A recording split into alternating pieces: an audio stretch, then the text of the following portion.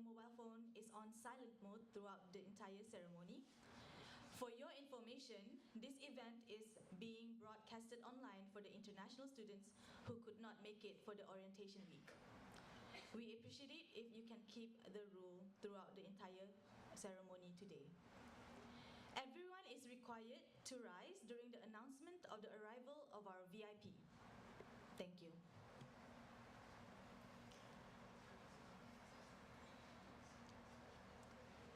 You guys can still continue talking.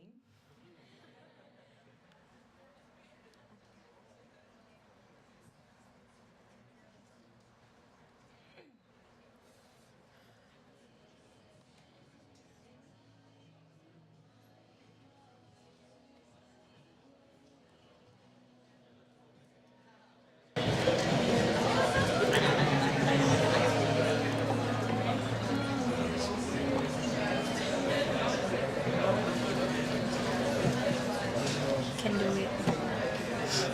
I'm too cold to feel anything right now.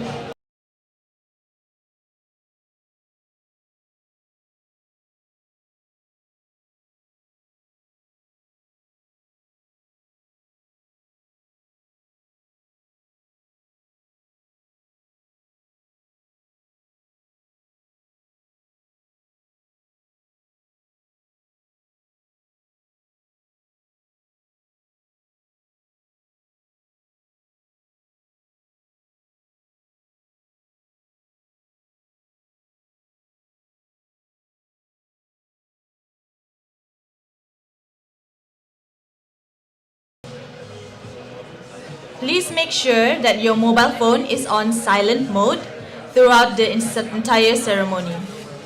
For your information, this event is being broadcasted online for the international students who are not able to participate in the orientation week physically.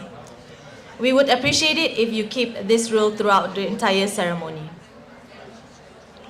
Everyone is also required to rise during the announcement of the arrival of our VIP. Thank you.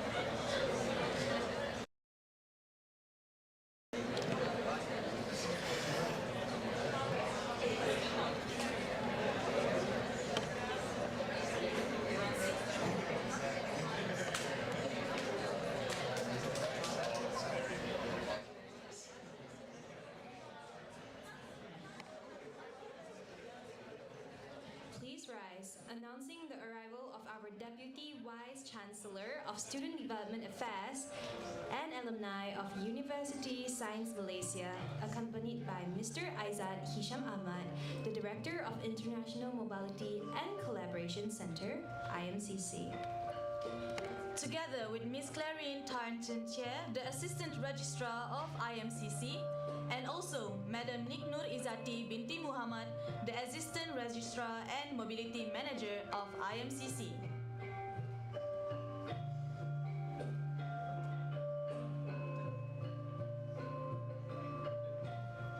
Please remain standing for our national and university anthem.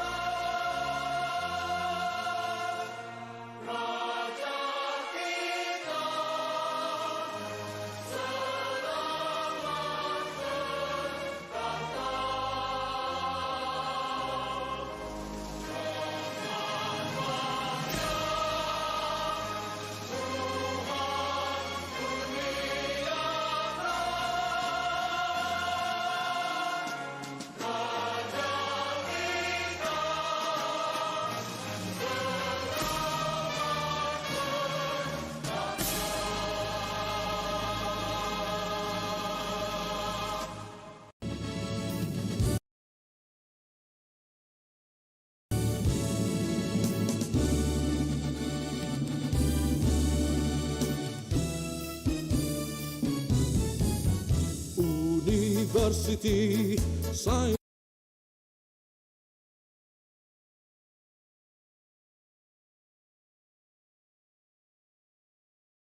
Malaysia, menara ilmu tercinta, jadi tumpuan antara bangsa untuk segala cita-cita. Berinovasi, berteknologi, berwawasan, berkualiti. Biar usaha kami bersemi, hasratnya lah berseri. University Sains Malaysia, menara ilmu tercinta, jadi tumpuan antara bangsa untuk segala cita-cita.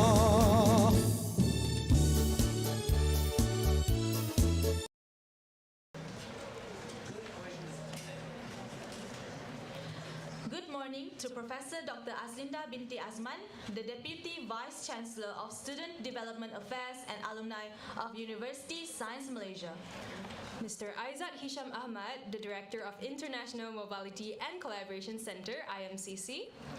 The backbone of IMCC, our beloved staff.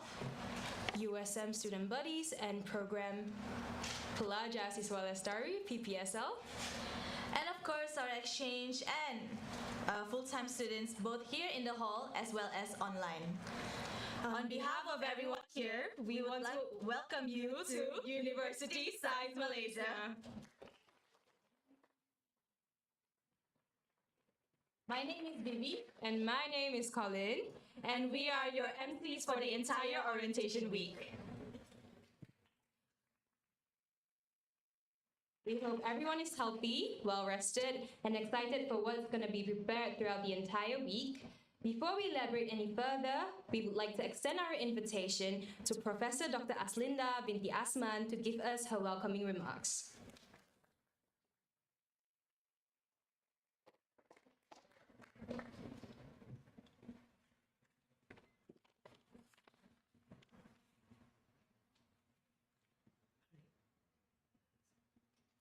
Thank you very much, the lovely two MCs, for this morning. Bismillahirrahmanirrahim. Assalamualaikum warahmatullahi wabarakatuh. Salam sejahtera and very good morning to everyone. Especially to Mr. Aizat Hisham Ahmad, the Director, International Mobility and Collaboration Center, or what is called IMCC, University Science Malaysia. Officers of IMCC, especially Cik Nur Izzati, and the honorable guests and student buddies. Thank you very much for being here, and I think you have been working very hard. All the PPSL program pembimbing siswa lestari, I was made to understand that they are here. Thank you again for being here, helping IMCC to handle things, and international students intake of semester 1 2022 2023 academic sessions, and of course the USMI presidents and also excos. Thank you also for being here. So it gives me a great pleasure to welcome all of you to this 2022-2023 orientation program for international students hosted by IMCC of University Science Malaysia. So congratulations, and also please give everyone a big applause. Let me start by saying thank you to the organizing committee of IMCC, and especially to the USM student buddies for their dedication and hard work in making the program possible. Let's give them another round of applause. I would also like to extend my deepest gratitude to both full-time and exchange students who came all the way to our beautiful campus here in USM from the different parts of the world. Yeah, I was made to understand that we have approximately, because some students are still registering, but so far we have close to 350 students, yeah, who have registered with USM, consisting of international students, yeah, about 99 students coming from 17 countries. Okay. Thank you. Yeah, and also exchange students, about 152 students from 19 countries. Yeah, so let me share with you what are the countries that are here with us. They're pretty much they are from Indonesia. Can I see hands? Students from Indonesia, welcome. Okay. We do have students from China. Okay. They are also participating in the exchange program. Welcome. Students from India. Okay. Now, many of the students are also online, yeah? So they are also participating while online. We also have students from Bangladesh, Saudi Arabia, Pakistan, Sudan, Egypt, Syria, United States of America. We have one student, yeah. Probably later we'll meet, all of you.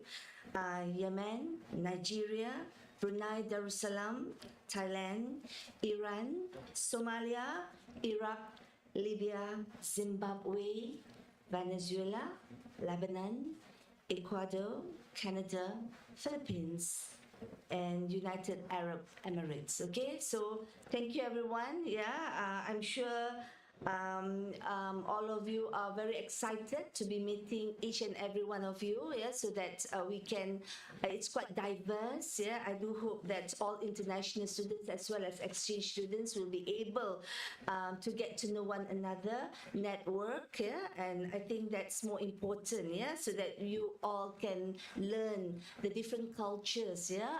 When I talk about different cultures, definitely the diverse languages, food, activities, way of living, and so on. But that gives a great pleasure for USM, yeah, to be able to support you, yeah, the international students, because our local students are also excited to be meeting with you soon, yeah. So again, truly pleasure to welcome all of you, and the first and only Apex University in Malaysia, yeah.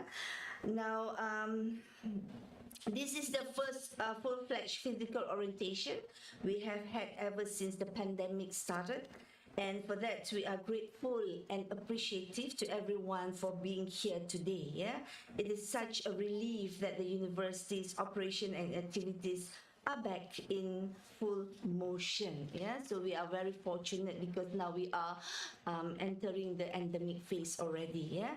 Now, the aftermath of the pandemic is a trying time, and amidst that, you have chosen to come over to Malaysia shores, yeah, while leaving the comfort of your home country. I applaud you for your courage in facing new challenges, yeah, in learning, teaching and learning here with us, yeah. In line with the decision of the Ministry of Higher Education, which allowing us, yeah, to physically classes to be held starting March 2022, the university has agreed to conduct full physical session, which will involve face-to-face teaching and learning sessions. However, sessions for teaching and learning may go on in a hybrid session for international students who are in progress with their visa application. So we do have quite a number of international students coming from all over the countries, yeah, which in the process of visa processing, yeah. Now, it is advisable for you to own at least one device, yeah, that will assist you in your academic matters. USM has settled on a one student, one device policy to ease the blended learning process, and the Division of Student Development Affairs and Alumni, which is the divisions that I'm holding now, is working towards a program that is designed to fulfill it. Yeah. Now, the previous semester has been a very challenging one. but with each hurdle comes a lesson, one that we must apply to this upcoming academic session. So again, our role in University Science Malaysia is to ensure that mental health is very important, is the utmost priority for both our students and staffs alike. Take some time, to replenish and recharge yourself. Take some time to also enjoy, while you are in Malaysia, in University Science Malaysia. We have a beautiful campus. It's a university in a garden, and of course we have so many places, which you can hang around. We do have the breaks, we do have the nests. We do have the libraries, that is very, very full of resources. And we do have IMCC, to really take care of you all, Also, should you need any professional support, our counselors are ever ready to assist. We do have counselors in University Science Malaysia who are registered counselors, and definitely they will take care of your matters, and also with full confidentiality. The university is nothing without each and every one of you, and again, it is our responsibility to take care of you all, because you bring the name, you are the ambassadors of University Science Malaysia.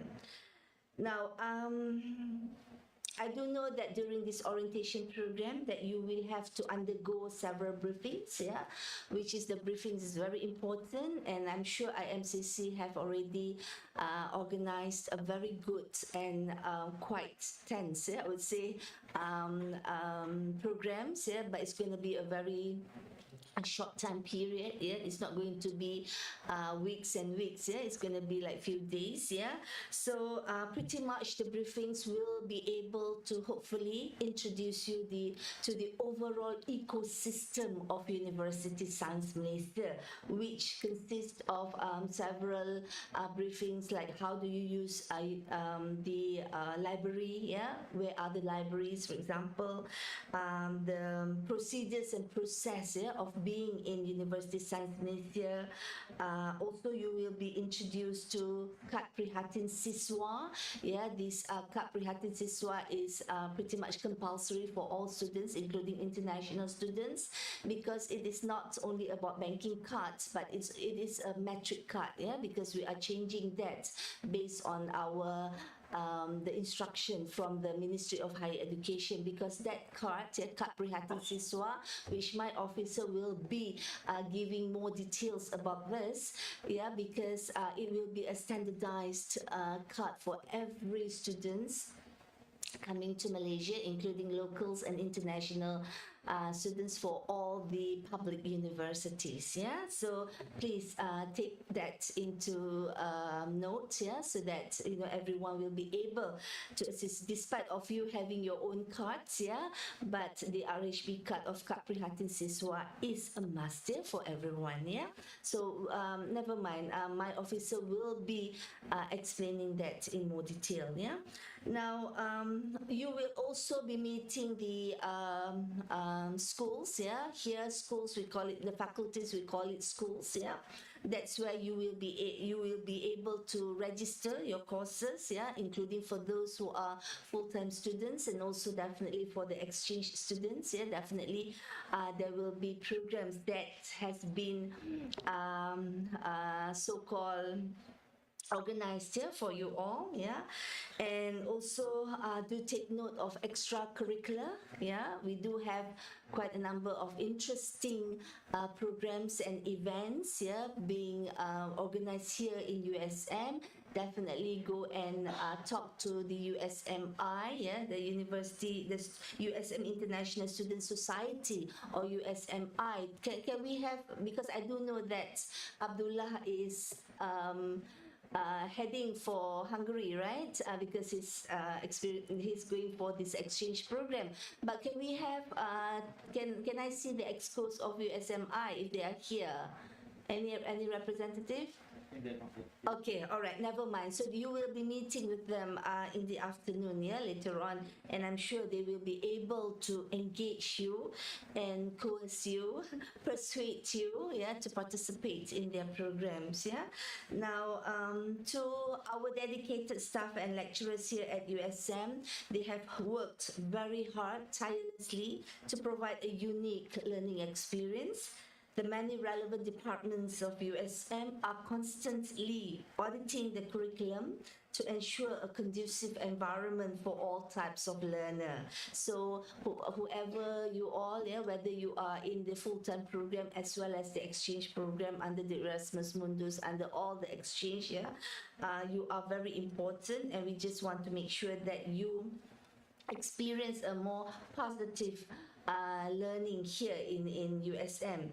Down to the last detail, we will do our best for the academic advancement in the physical and mental well-being of our students. And again, please do come forward. Please do come and see Mr. Aizat and all the lovely officers of IMCC. They are here to support you, definitely. And of course, the top management, on behalf of the USM top management.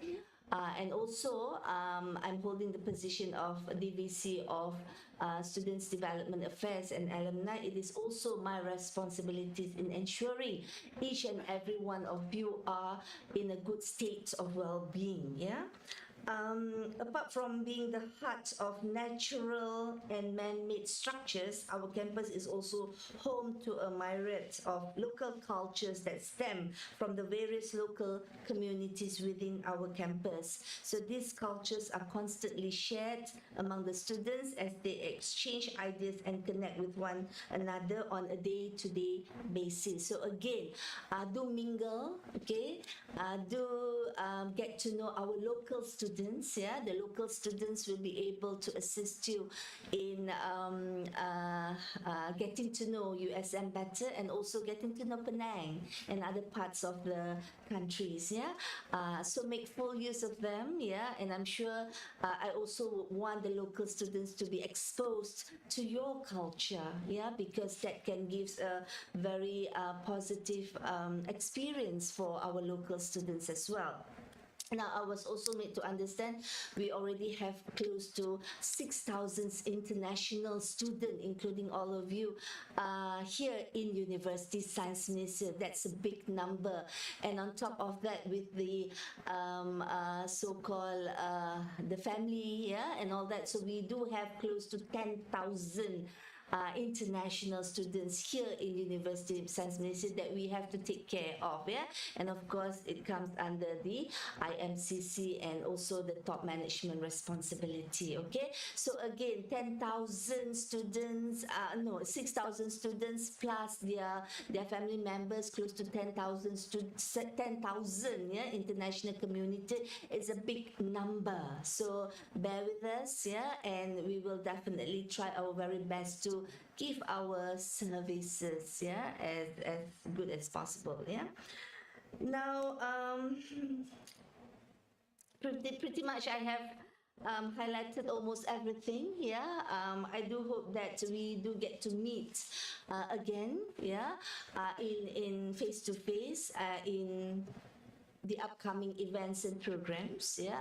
And I really hope that I really enjoyed, and this morning I was amazed, yeah, with many here, yeah, because we have not been having this physical physical meeting for quite some time, yeah, because of this COVID. But it gives me a really exciting moment to be meeting with all of you, yeah. So hopefully we can be in meeting in other programs, and Mr. Aizat, Cik Zati, and also everyone here at IMCC, yeah. So again, do take care, do enjoy, do explore University Science Malaysia, do explore Penang, explore other parts of the country, as I mentioned earlier. Have a good semester ahead, yeah, and I wish you all the best in your future endeavors, yeah. Take care and be safe. Thank you very much.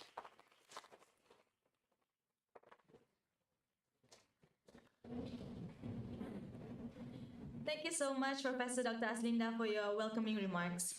To proceed, we would like to invite Mr. Aizat Hisham Ahmad to give everyone a warm welcome.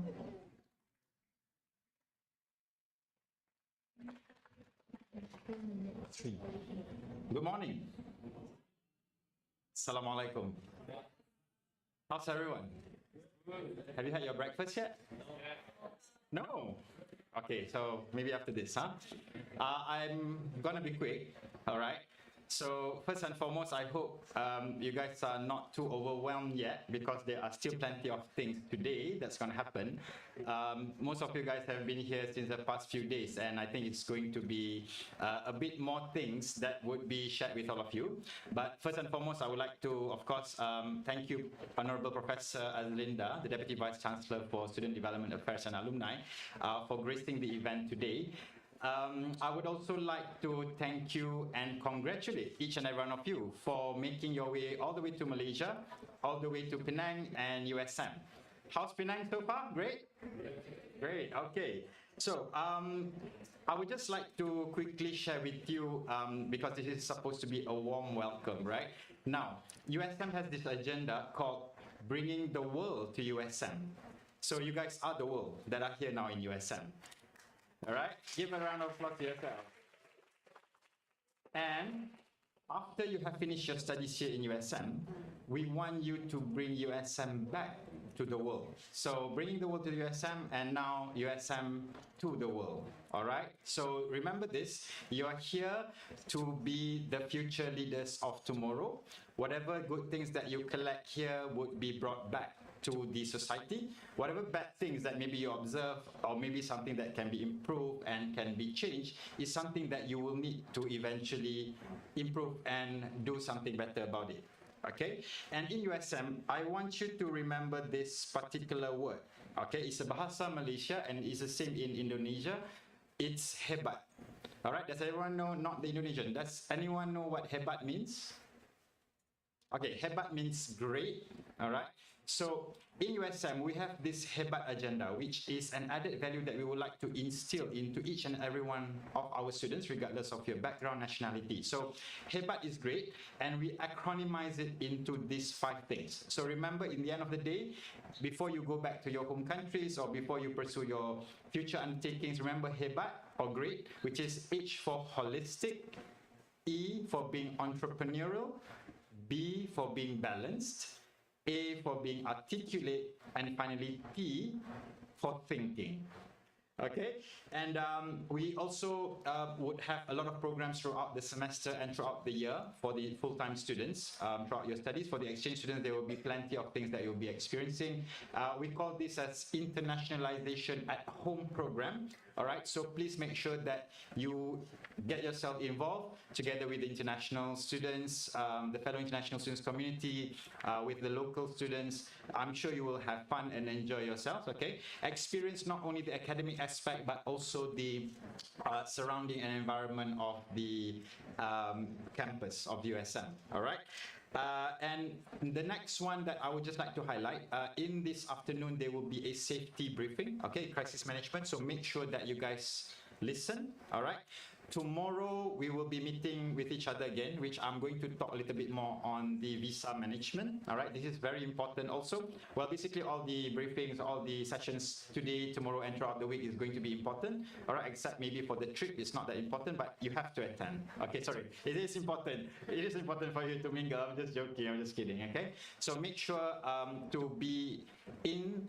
And if you ever feel a bit, tired or maybe sleepy, then you can just go outside for a while. Because the coldness indoors in Malaysia, in USM, can be a bit overwhelming because we have winters indoors. Yeah? We have summers outside, outdoors, but indoors we have winters. Okay. Now, finally, I would like to wish all of you, as Professor Azlinda has mentioned, all the best. Okay. Try to explore and get yourself as much exposure as possible. Okay, and in the end of the day, it is what you want to get for yourself. Okay, things can be given to you, but of course you will have to experience this yourself. You have to be proactive enough to take in what you would like to bring back for yourself, maybe for your university, or maybe for your family, or maybe for your society and community. Okay, last but not least, of course, once again, this has been mentioned many times. I would like to thank you very much, my colleagues at IMCC, and especially the student buddies. Give them a round of applause. Which, without the student buddies, this would have not be possible. So thank you so much, buddies, for all the hard work. They have not been sleeping day and night for the past few months already. So I really appreciate that. And finally, thank you so much, everyone. And once again, welcome. It's a warm welcome, maybe a hot welcome. All right, enjoy yourselves. Take care, all the best, and enjoy. Thank you.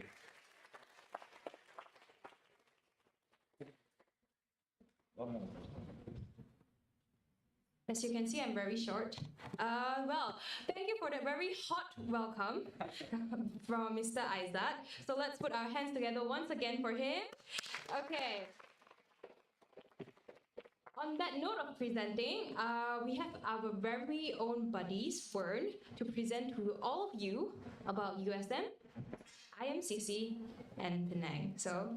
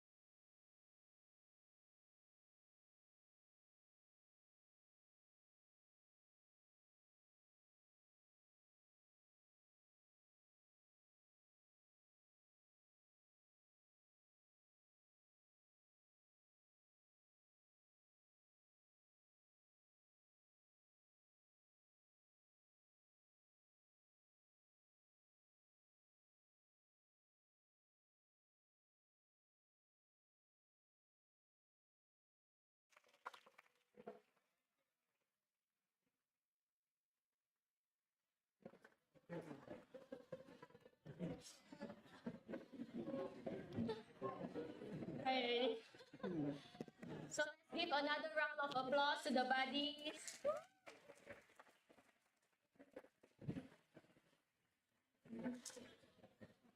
Okay, tired already. You can tell I don't exercise much. My exercise quota for the month has reached. Okay, so hi, my name is Vern. So just now the dance that you just saw is our signature buddies dance, which is called Sophia. Anyone named Sophia here? This song is dedicated for you. Okay, so I'll be in charge of the buddies presentation. So I'll be telling you about Malaysia, Penang, USM, IMCC, and buddies. So, okay, so first, Malaysia. We have 13 states and 3 federal countries, and we have a total population of 32.7 million people. And there are 3 main races in Malaysia, which is the Bumiputra, the Chinese, and the Indians. Okay, so does anyone know what Bumiputra means? Anyone? No? Okay. So Bumiputra, Bumi means land or earth, and Putra means prince. So Bumiputra means like the people of the land. So they consist of the Malays and the indigenous people. Okay. So Malaysia is a multicultural society. So we have a lot of languages being spoken in Malaysia. We actually have 137 living languages being spoken in Malaysia. So of course we have our national language, the Malay language. And then the other dominant languages in Malaysia are English, Tamil, and Mandarin. So like for example, Malaysian Chinese, other than Mandarin, we also speak other dialects such as Hakka, Teochew, Cantonese, Hokkien, and so on, as well as for the Malaysian Indians. Other than Tamil, they also speak Gujarati, Punjabi, Hindi, and so on and so forth. And we also have the language of the indigenous people such as Iban and Kadazan Dusun. So since we have so many languages being spoken in Malaysia, we made up our own language, which is Manglish. So what is Manglish? Manglish is an informal form of Malaysian English. You'll hear it a lot during your stay here. So for example, we have Can meh? Can you say it with me? Can meh? Yes, so what do you think can meh means? Let's see, 1, 2, 3, 4, 5. The 5th row, the guy in the green cap. Hi, can you tell me what does can meh mean? Can you make a guess? Can you say to the mic over there? Yes, you.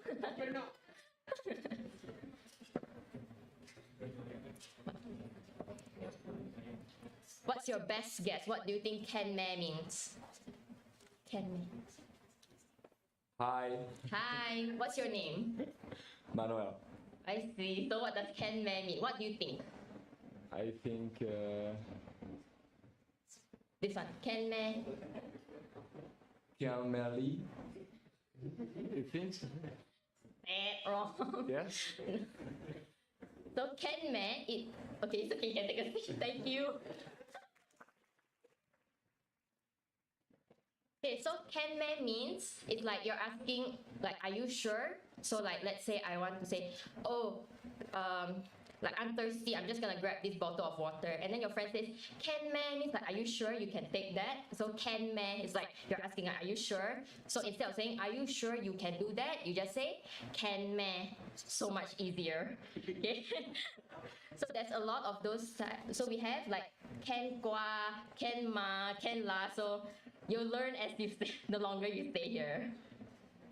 So next we have gestures and etiquette. So in Malaysia, we have a lot of festivals and we like to give each other gifts. So when you give something or you receive something, make sure you do it with both hands. But if one of your hands is occupied, then you do it with your right hand because the left hand is considered dirty because it's used to wash a certain body part. What body part? That's up for you to find out. Then we have, when you're walking past an elder, make sure you bow or bend slightly to show, it's like a sign of respect. Okay? Then again, in Malaysia, we like to eat with our hands. So again, eat with your right hand, not your left hand.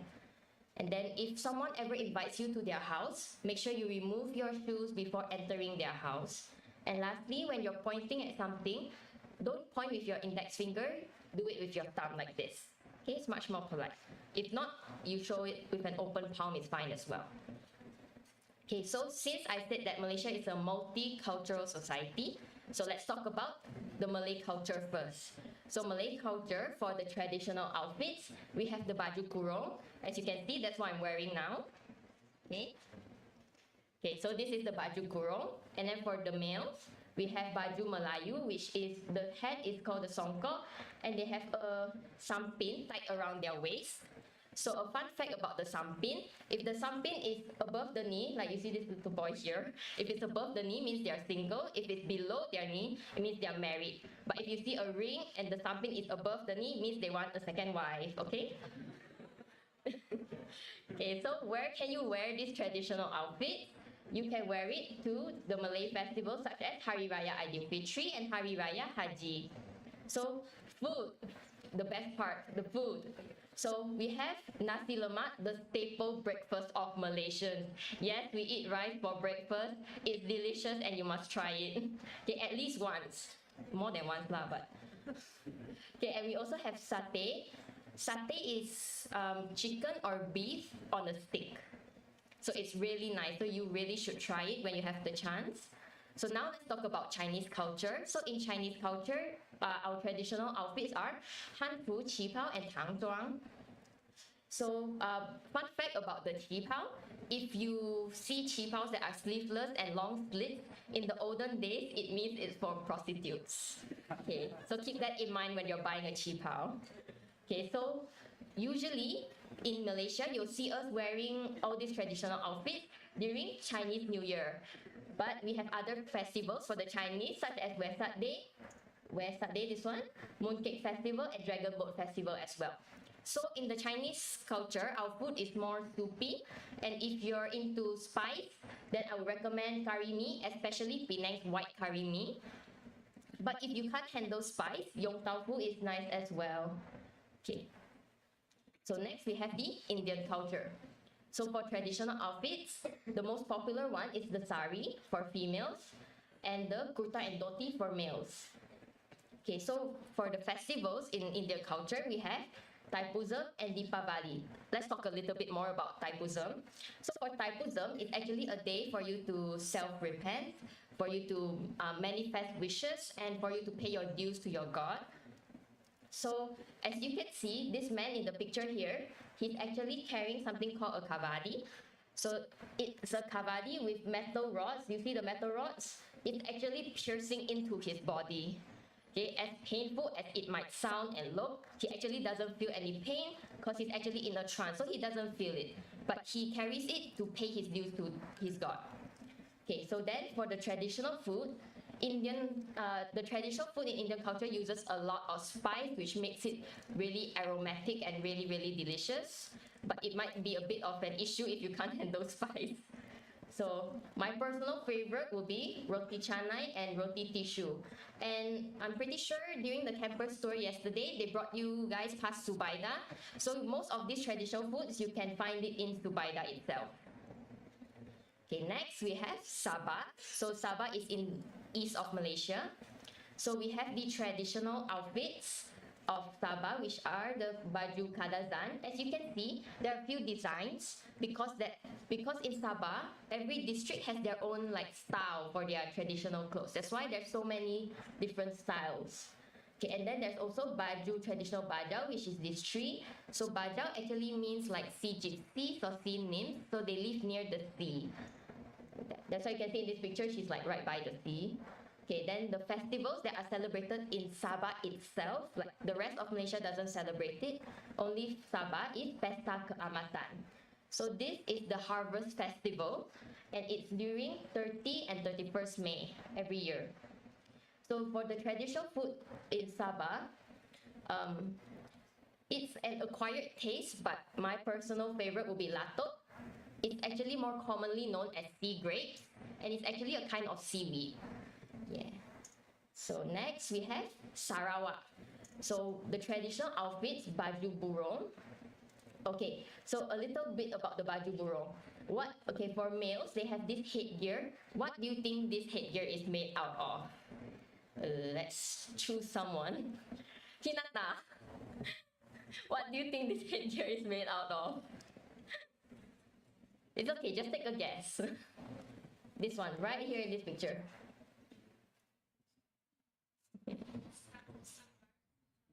Yes, it's some kind of birds. Okay, I'll be more specific. Thank you, Hinata. Okay.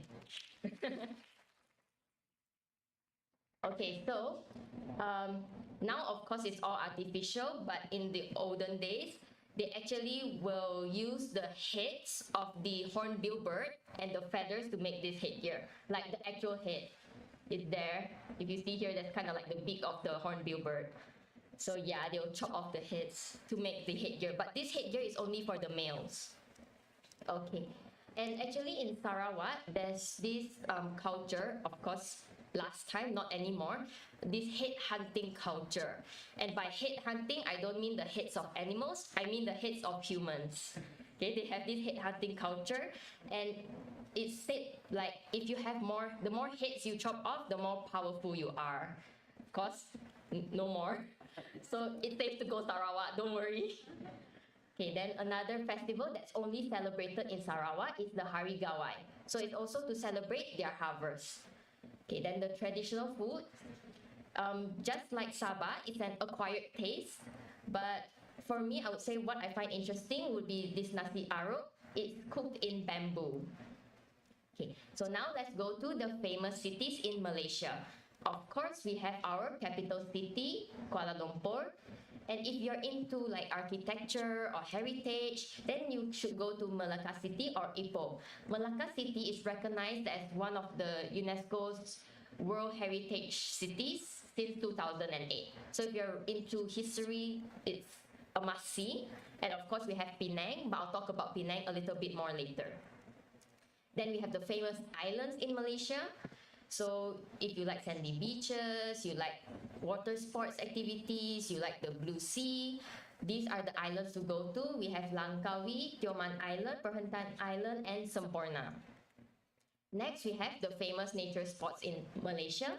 We have the Borneo Rainforest, Cameron Highlands, Kota Kinabalu, and Taiping. So a little bit about the Borneo Rainforest. In Malaysia itself, like whole of Malaysia, there is 15,500 species of flora. So can you take a guess how many species, how many flora species can be found in Borneo Rainforest itself? Any guesses? It's okay, just shout it out. That's not a shout, I can't hear you. Yeah. Okay, I'll just, okay. Of course, more than one. Okay, can you try? Yes, you in the purple shirt. Can you take a guess? 3,000. Okay, good guess, but actually, we have 15,000 flora species in Borneo Rainforest itself. So if you're really into nature, this is a place that you must go. Okay. So next, we have Penang. Now let's talk about Penang. Okay, so map of Penang, we have the Penang Island and the Penang mainland.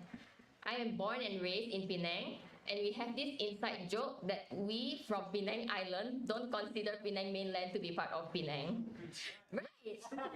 Sorry. There's nothing in Penang mainland. Okay. So we have the first Penang Bridge connecting Penang Island and Penang mainland, as well as the second Penang Bridge. And this is where USM is. Okay, so next, this is the places to visit in Penang. Okay, so what I would find interesting is Clan Jetties and Tanjung Bunga Floating Mosque, because these two places, they are built on top of water. And for the Clan Jetties, they're actually a residential area. So the residents that stay there, they actually don't have to pay land tax because it's built on top of water. So it's a really interesting sight to see, and if you have the time, you can go there and visit yourself. Okay, so we have the malls in Penang. Shopping is a favorite activity. So, yeah, so a little tip, we have 6 malls in Penang. A little tip, Gurney Plaza and Gurney Paragon Mall, they're actually right next to each other. It's like a 2-minute walk away. And for First Avenue Mall and Prangin Mall, they're actually connected to each other. So if you want to go to more of these malls and you want to save time, yeah, you can go either these two or these two together. So next we have the beaches in Penang. So since Penang, part of Penang is an island, we have a lot of beaches. And these are all the beaches you can find in Penang. The interesting one would be Monkey Beach. It got its name because the beach is filled with crab-eating monkeys.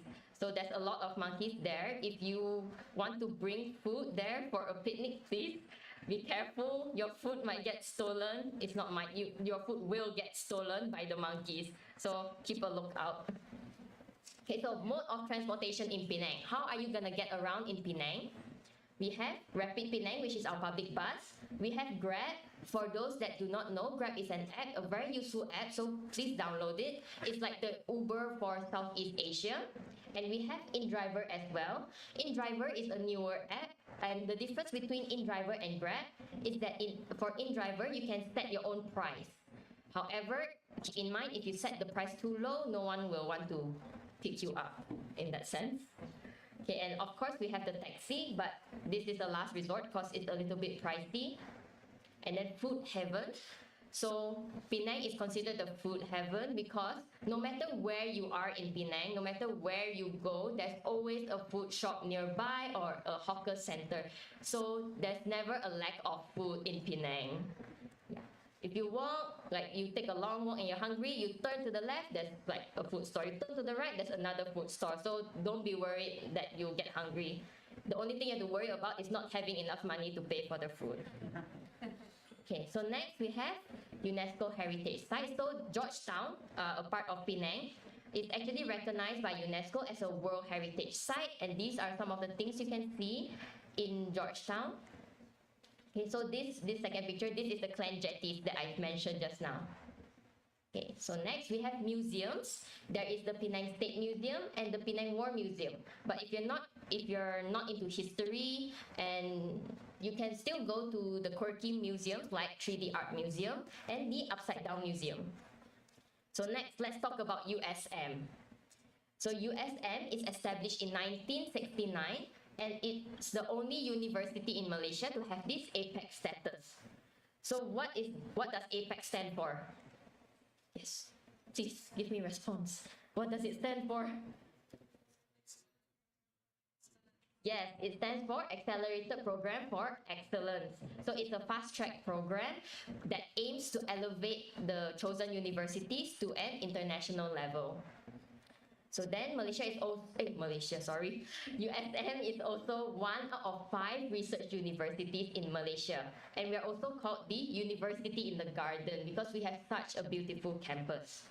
Okay, and then the vision for USM is transforming higher education for a sustainable tomorrow. So these are the USM campus in Malaysia. We have 3 campuses actually. So right now, the one you're at here is the main campus, which is on Penang Island. And we have the engineering campus, which is in Penang mainland. And we have the health campus in Kelantan. So overall, we have 34 research centers. So these are some of the facilities in USM for sports. These are some of the stadiums you can go to. Padang Kawat is more of a meet-up spot usually for any activities that happens outside of USM. Students are usually told to gather here first. Okay, this is Padang Kawat. And then next we have the libraries. I'm pretty sure they brought you to the libraries yesterday during campus tour. We have Hamzat Sendu 1, 2, and 3 as well as Minden, which is more of a casual library. Then we have the halls. We have Tuanku Syed Putra Hall, DTSP, and Dewan Budaya.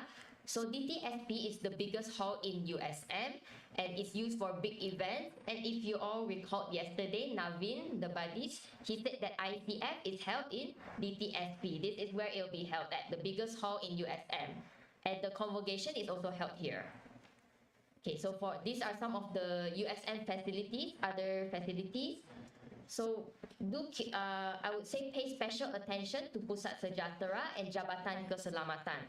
So Pusat Sejahtera, I'm sure all of you been there for your medical checkup. So if you have any health issues, please go to Pusat Sejahtera. They have 3 departments, which is for dental, general health, and pharmacy. Okay, and then for Jabatan Keselamatan, it's for security and any emergencies. Okay, then food in USM, the most important part, the food in USM. So each hostel has its own cafeteria. And then, of course, we have Zubaida, where you can get all the Indian traditional cuisine. But if you want to try something like more cafe feel, it would be Black Cabin, He and She, and the Carpets. So next, transportation in USM. We have the internal shuttle bus, or you can cycle. There are bicycles at one of the libraries. And there's also Beam. Beam is an electric scooter where you can rent from Minden, just now the casual library. And also you can walk. Okay, so dress code in USM. This is the formal attire, meaning it's only for your presentations or any official USM event. Okay, so wear button-up shirts, long pants, but no jeans. Jeans are not allowed, and covered shoes. Okay, then we have semi-formal attire. This is more casual attire, like your everyday wear. You go to lectures, libraries, and so on. Okay, so just dress casual and dress modestly. Don't dress too revealing. Okay, so this is the sports attire. And now we move to IMCC. So I'm pretty sure you heard IMCC being brought up a lot of times just now. So what does IMCC stand for? Okay, please. Yes. Thank you. Sorry. Yes, it stands for International Mobility and Collaboration Center. So it's established in 1986, and it's actually a platform for USM students and international students from partner institutions to pursue quality higher education through various mobility programs. Then under IMCC, we have the buddies. So I'm pretty sure you hear buddies a lot of times. So who are the buddies? What actually is buddies? So buddies, we are actually student volunteers, and we befriend and assist international students as well as organize events under IMCC, and we aim to bridge the gap between international and local students. So these are the events that we have every semester.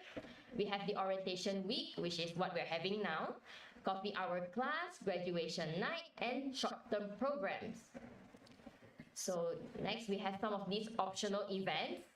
We have the International Cultural Fiesta, ICF, we have Fuse, we have Coffee Hour Day, and we have Buddies Jamboree.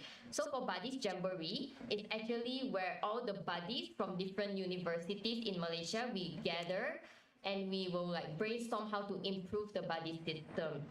So just a side note, USM Buddies, we won Buddies Jamboree 2 years in a row, and we're the most established and most structured buddies in whole of Malaysia.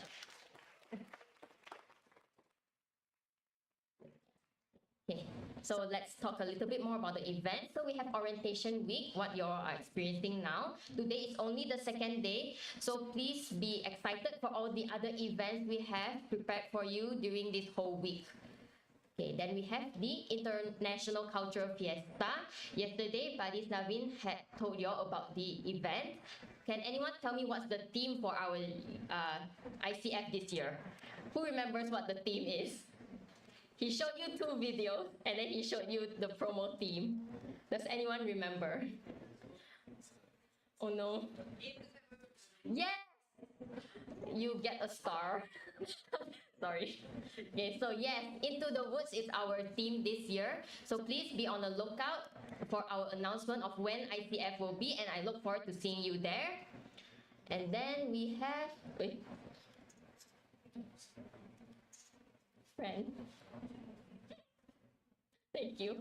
Okay, so we have Fuse. So what's Fuse? Fuse is like... how to say, it's like where we invite outside bands and have concerts. So it's kind of like the Coachella for USM. Okay, so next. Thank you. Okay. Oh, and then we have these short-term programs. So like the name suggests, it's very short-term. It's usually 2 to 5 weeks only. And it's where we have specific programs for students from other universities for 2 to 5 weeks. So if you enjoy your stay here in USM, you enjoy your experience, please refer back to your university to contact us so we can prepare a customized program for your university. So for example, right now we have an ongoing short-term program with Toyo University, Japan. And then that program is to teach them about the English language, the culture, and research.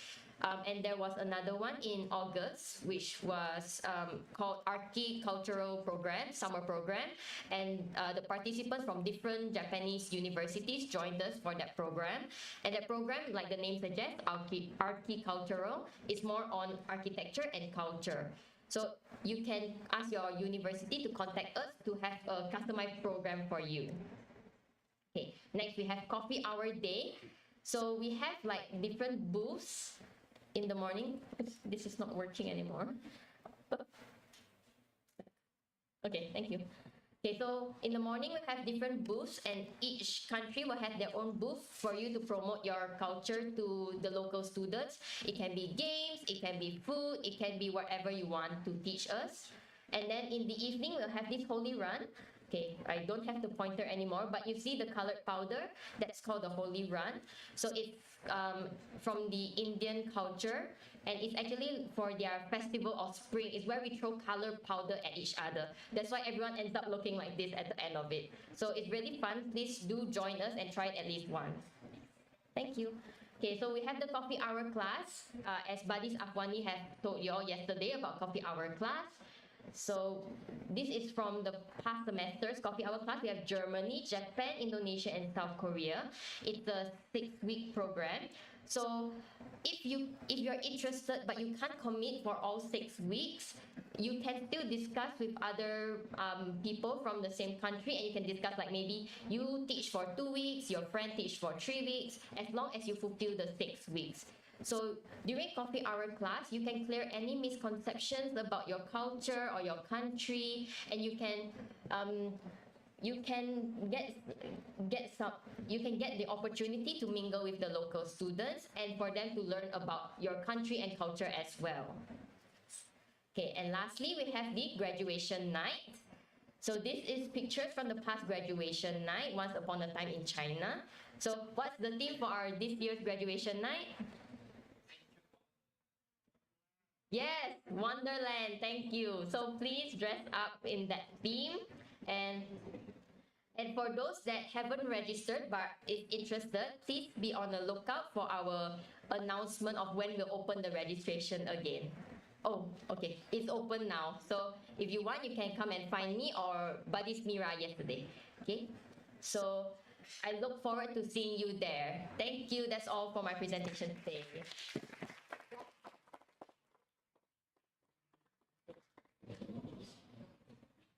All right.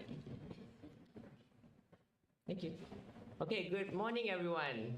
Is everyone in high spirits now? Everyone good? Yeah. Is everyone sleepy? Oh, sleepy. All right, so the next session is going to be interesting. Wait. Okay, something's happening behind me. Hey. Friends, what are you all doing? Okay. While they're setting up. So, from Vern's presentation, what do you think is the most interesting thing about USM so far? Anyone want to give their opinion? You come to the mic in front. Subaida. Okay, I like Subaida also. Subaida is cheap food. Alright, how about 1, 2, 3, 4? You over there. What do you think is interesting about Penang? In your opinion? Yes. You come to the mic. Don't be shy. Food and city. Beautiful city. Yes, it's a very beautiful city. If you have the time, well, you do have the time, one whole semester, explore Penang to its fullest. Alright? Okay. Looks like they set up. They have chairs and carpet. Alright, let's kick this off. Without further ado, I introduce you all to the Malaysian Culture Exposure. And today, you'll be witnessing one of Malaysia's greatest ceremony, the Malay wedding. Without further ado, let us welcome the bride the groom and their entourage.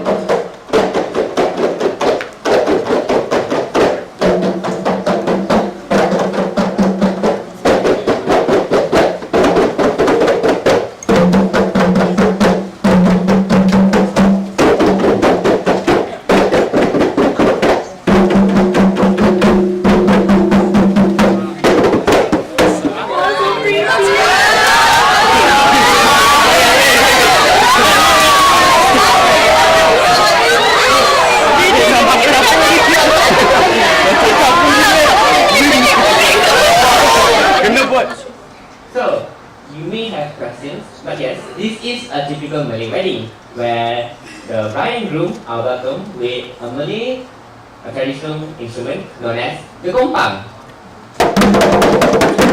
Alright, this is the grand entrance as the bride and groom for their wedding. So, you may wonder, why is it so noisy? What is everyone talking about? Let us start with the introduction of the main characters. Who are the main characters in every wedding? Bride and groom. Exactly. So, who are the bride and groom for this session? Guys, am I look pretty today? She's the prettiest, right? You better say right, huh? Alright. Following that, we have the bride's father, which is also known as the Tok Kadi, or in translation, the Muslim judge that will officiate the wedding. Assalamualaikum. Following the bride's father is not one, but two of his wives. Hi, I'm the first wife. This is my daughter. They're never good enough. I'm the second wife. That's why he chose me. Alright, following that, we have the groom's parents, the father and the mother. I'm the daddy. I'm the mommy. Alright, in every wedding, you'll need a little bit of spice and a little bit of drama. So, we've also invited the ex-girlfriend and the ex-boyfriend. You should have been my wedding! Auntie, you promised that I would get married with him! Trust me, I want her, but not you. Why, why? Am I too short for you? Yeah lah, too short. You only know now ka. I have money lah. Too short. Okay. They're talking about his height, okay? Alright, we also have the important characters who will be as the witness of the wedding. Sup. Congrats, man, congrats. Alright, following that, we also have a small term that we use in Malaysia known as makcik bawang. So what they are is that they like to gossip about the bride or the groom, asking about how small the ring is or how cheap her dress is. Why the dress is so cheap, ma? Because they broke, ma. Hey! Alright, following that, we also have, I'm not sure, maybe from the crowd, there are a few of you, when you go into weddings, you only come just for the food. Yum! Food so good! And last but not least, we also have those that are forced to come to weddings. Alright, without further ado, let us see how this wedding is going to commence. Play.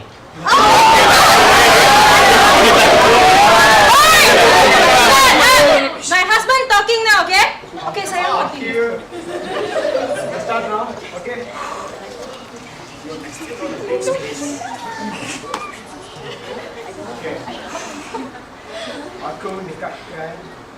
Aku nikahkan dengan Siti Nukiawan dengan mas kawin lebih 22 dan 50% tunai. Aku terima nikahnya Siti Nurhaliza. Pause! Well, if you pay attention, the Tok Kadi or the Muslim judge has said a vow that the groom has to repeat in one breath. But the groom, however, has said the wrong name of the bride. Therefore, the wedding isn't valid. Let us see how the wedding should commence. Rewind.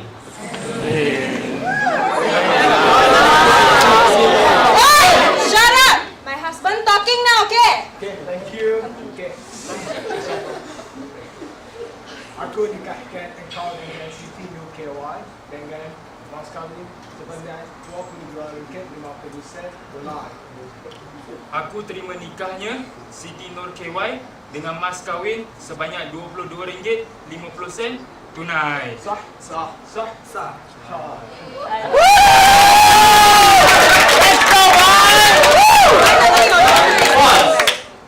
So, like I said, the main factors were the witness of the wedding. So the third Qadi or the Muslim judge has asked the witness if they agree to be the witness to the wedding, which is using the word sah. And as followed, the witness has agreed with the word sah. Yeah. Now we move on to the ring exchanging ceremony. Play.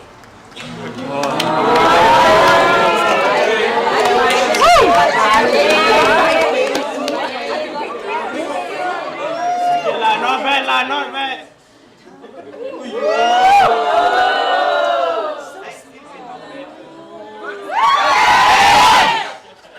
Okay, this is also another commotion in Malay wedding, where right after the ring exchanging ceremony, the bride has rushed the groom to the altar, also known as the plumbing. So this is also not one thing that you want to do in the Malay wedding. Therefore, the wedding still is not valid. Let us see how the wedding should commence. Rewind. And play.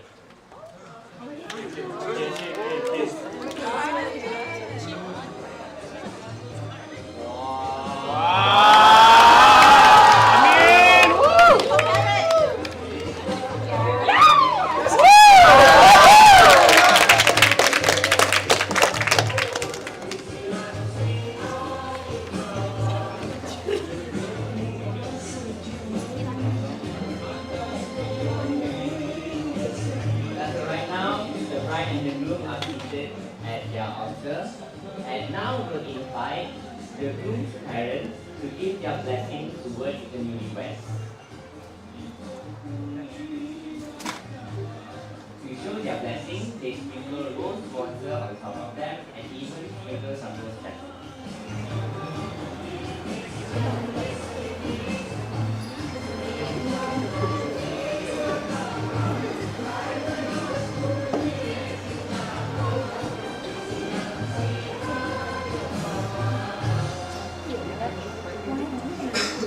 So this is where they give their respect towards their parents by giving salam and giving the last hug.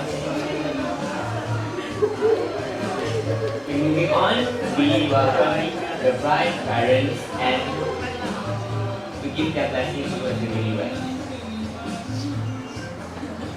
Right, does anyone here want to give their blessings to the newlyweds? You are most welcome. Congrats. Bring your friends. Bring your friends.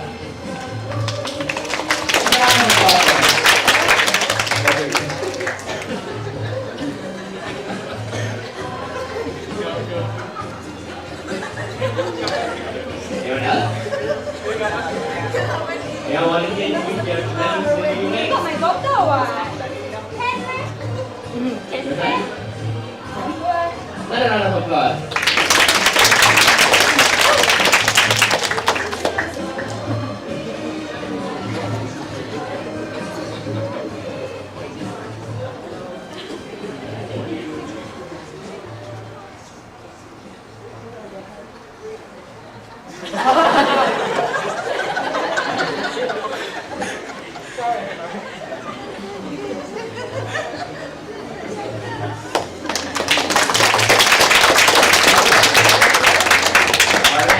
Continuing the ceremony, we'll have a performance, a traditional Malay performance known as silat.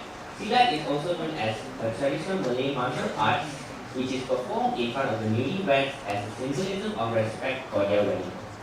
Let us welcome.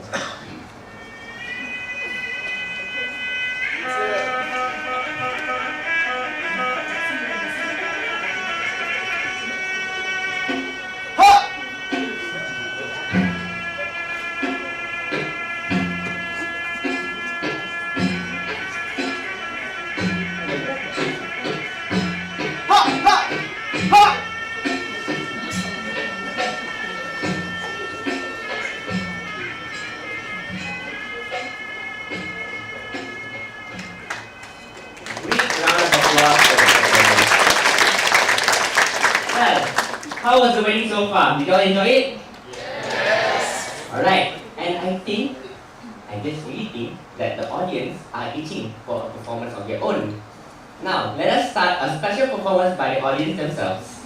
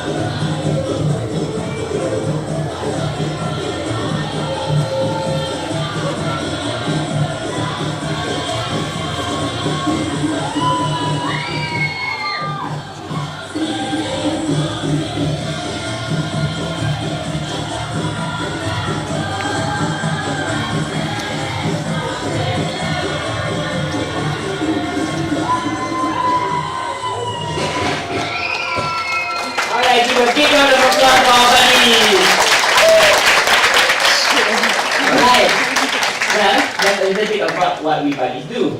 Not just mock weddings, but we also explain the Malaysian culture to all of you. So, as the day goes by, as your life as an exchange student or international student, make sure you have a great time with your buddies and learn the Malaysian culture together. Now, let us meet each buddy one after the other. So, I'll start with myself. My name is Nabi, third year student in the School of Physics.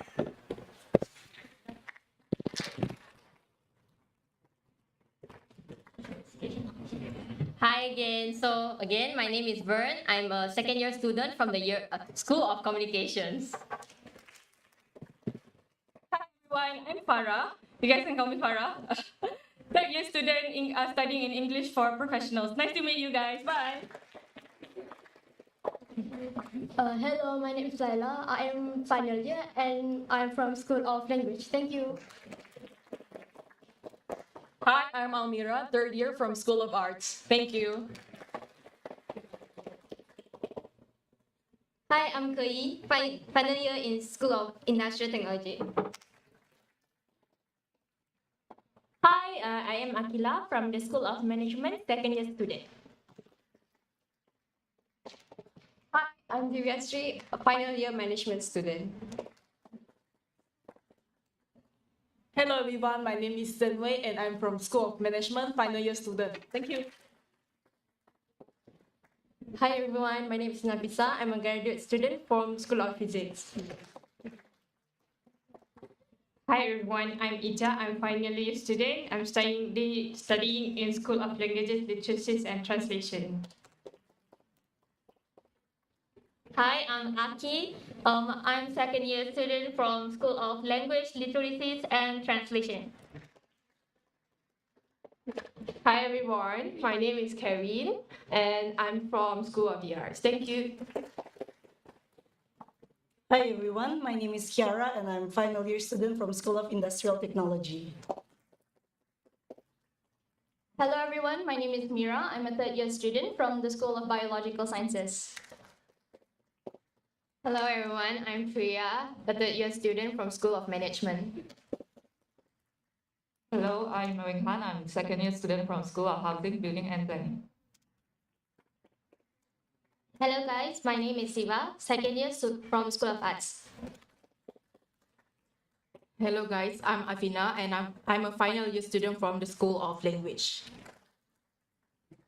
Hello guys, I'm Serene. I'm from School of Art, final year student. Hello and good morning everyone. My name is Nabila. I am a third year student from School of Biological Sciences. Everyone, my name is Ain and I'm a final year student from School of Languages, Literacies and Translation. Thank you. Hello everyone, my name is Omar. I'm from Computer of Science, second year. Short, yeah. Hello everyone, my name is Sharman Heri. I'm from School of the Arts and I'm final year this year. Okay, thank you. Hello everyone, I'm GD. I'm from Chemical Sciences third year. Thank you. Hello everyone, I'm Hakim, third year student from Biological Science. Hello everyone, my name is Hyujin. I'm from School of Mathematical Sciences. Hello everyone, my name is Michelle. I'm from School of Arts. I'm a second year student. Hello, I'm Mirul, second year student from Acting and Directing. Hello everyone, my name is Faisal and I am from Computer Science, final year student. Hello everyone, my name is MJ. I'm final year student from School of Computer Sciences. Hello everyone, my name is Kathleen, or you can call me Kay, and I am a year 2 student from the School of Communication. Thank you. Hello everyone, my name is Ching Ying. You can call me Paching. And then I'm second year student, and then I'm from School of Housing, Building and Planning. Hello everyone, my name is Shinin. I'm a year 2 student from School of the Arts. Thank you. Hi everyone, my name is Munira. I'm doing genetic engineering. Thank you. Okay, hi everyone. Okay, I'm Nova and I'm third year student from School of the Arts. And then next. Hi, I'm Aslam, first year student from School of Communication. And let's not forget the technical team that have been working hard. Do you mind introducing yourself? Hey everyone, it's Mia. I'm second year student from School of Languages. Hello everyone, my name is Razita. I'm a third year student from School of Biological Sciences. Hello everyone, my name is Afani and I am a final year student from School of Languages, Literacy and Translation. We also have Rehan and Akila here today. Hi everyone, do you guys know what's my name? Second wife? Okay, no one cares? All right then. You don't have an MC. Okay, my name is Colleen. If you cannot pronounce the word CO, because it's different in different languages, you can call me CL, like the K-pop singer. I am not Korean. Maybe I can sing. I am a year 2 student from School of Humanities. Wait, year 3. Hello everyone, my name is Vivi. So apart from Colin, I think there wouldn't be a problem to pronounce my name, Vivi. Alright, so let's continue. We really hope that you enjoyed and learned a lot about the exquisite culture of Malay weddings held in Malaysia. And I know by now you have learned a lot about the student bodies as well. But then there's a lot of us to remember, of course, but not to worry, we have the entire semester to get to know each other. So before Professor Dr. Aslinda leaves the hall, we would like to take a group picture with everyone. Yes. All right. Everyone can come a little bit to the front. Yeah, everyone maybe can come a little bit to the front, from the side, maybe you can squeeze in. And let's take a group picture. Squeeze in.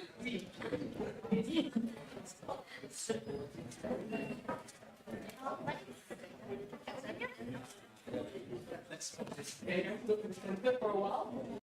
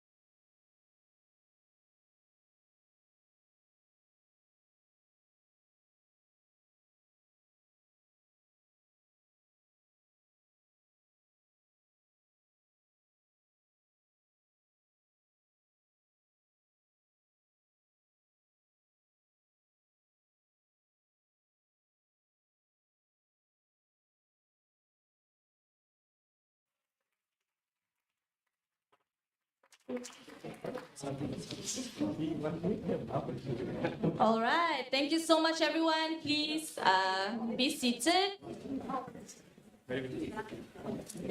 Get comfortable, as it will be a very, very long day.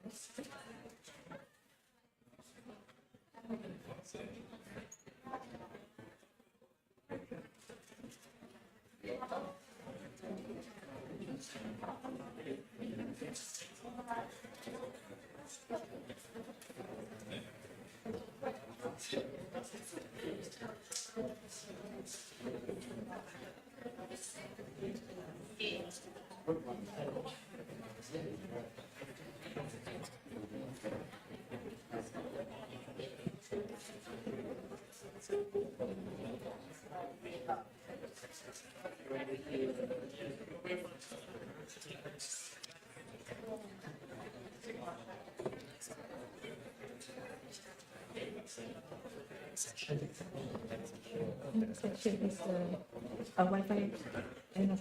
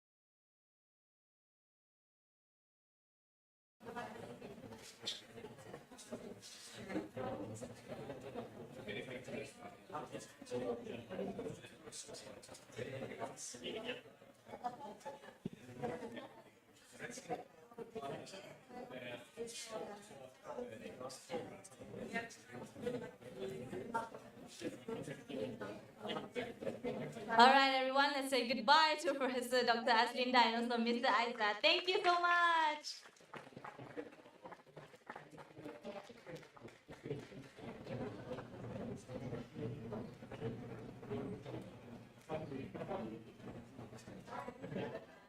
Bye.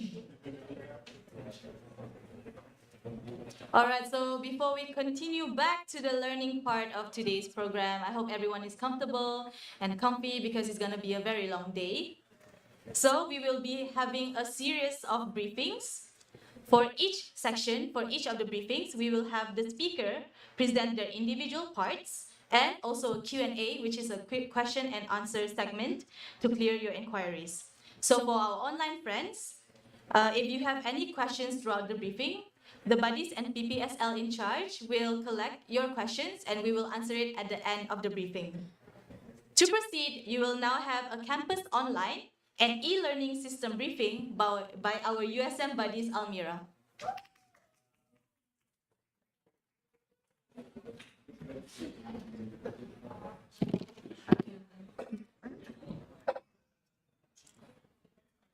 Hi everyone, I'm Almira and today I will be presenting about Campus Online and e-learning. These are the two main websites used by USM students and these two websites will be used by you frequently. So the first website is Campus Online. So with Campus Online, you can view your student details, check your registered courses, or register your courses just at the beginning of the semester, check your overall grades, and print your exam slips. And to access this website, you can type in campusonline-virtu.usm.my or just Google USM Campus Online. So this is what will it look like once you open the website, and you can see that orange box right there. That says login with USM ID, and you need to click that to log in. You need to key in your student email and your password to sign in your campus online.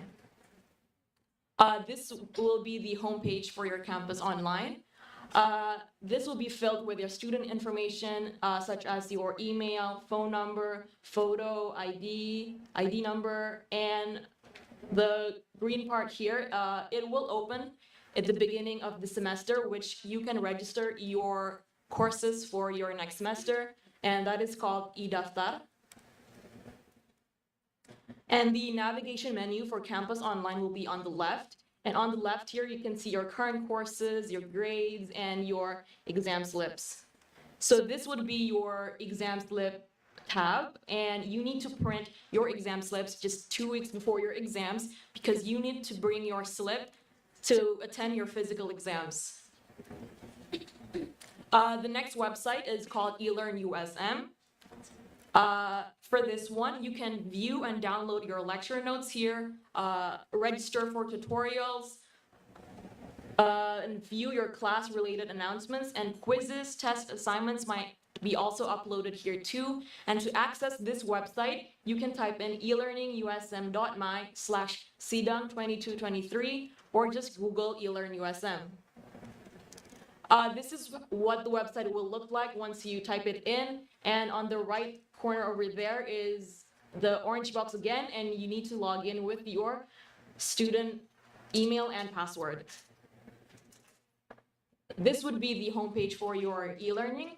The blue names here will be your courses, so each semester you will have different courses, and if you click any of these courses, it will bring you to your course page, individual pages. So this would be your course page, and this is what it will look like. Each course might be different because it will be according to what your lecturer uploaded, but most likely it would be uploaded per week. As you can see, for example, this is week 1. So the lecturer uploaded the timetable, the teaching plan, course introduction, and the academic calendar.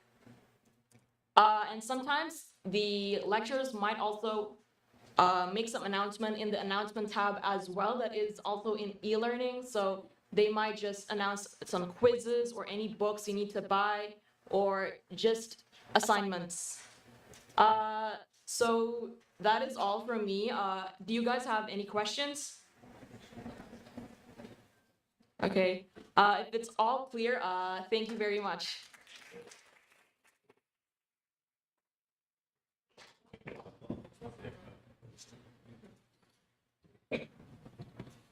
All right, so no questions?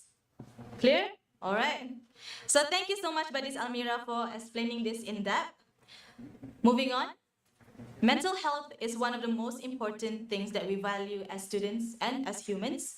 Therefore, we'll now have a small section on mental health awareness executed by Dr. Nur Azmina Binti Paslan, a counseling lecturer from the School of Education. Doctor?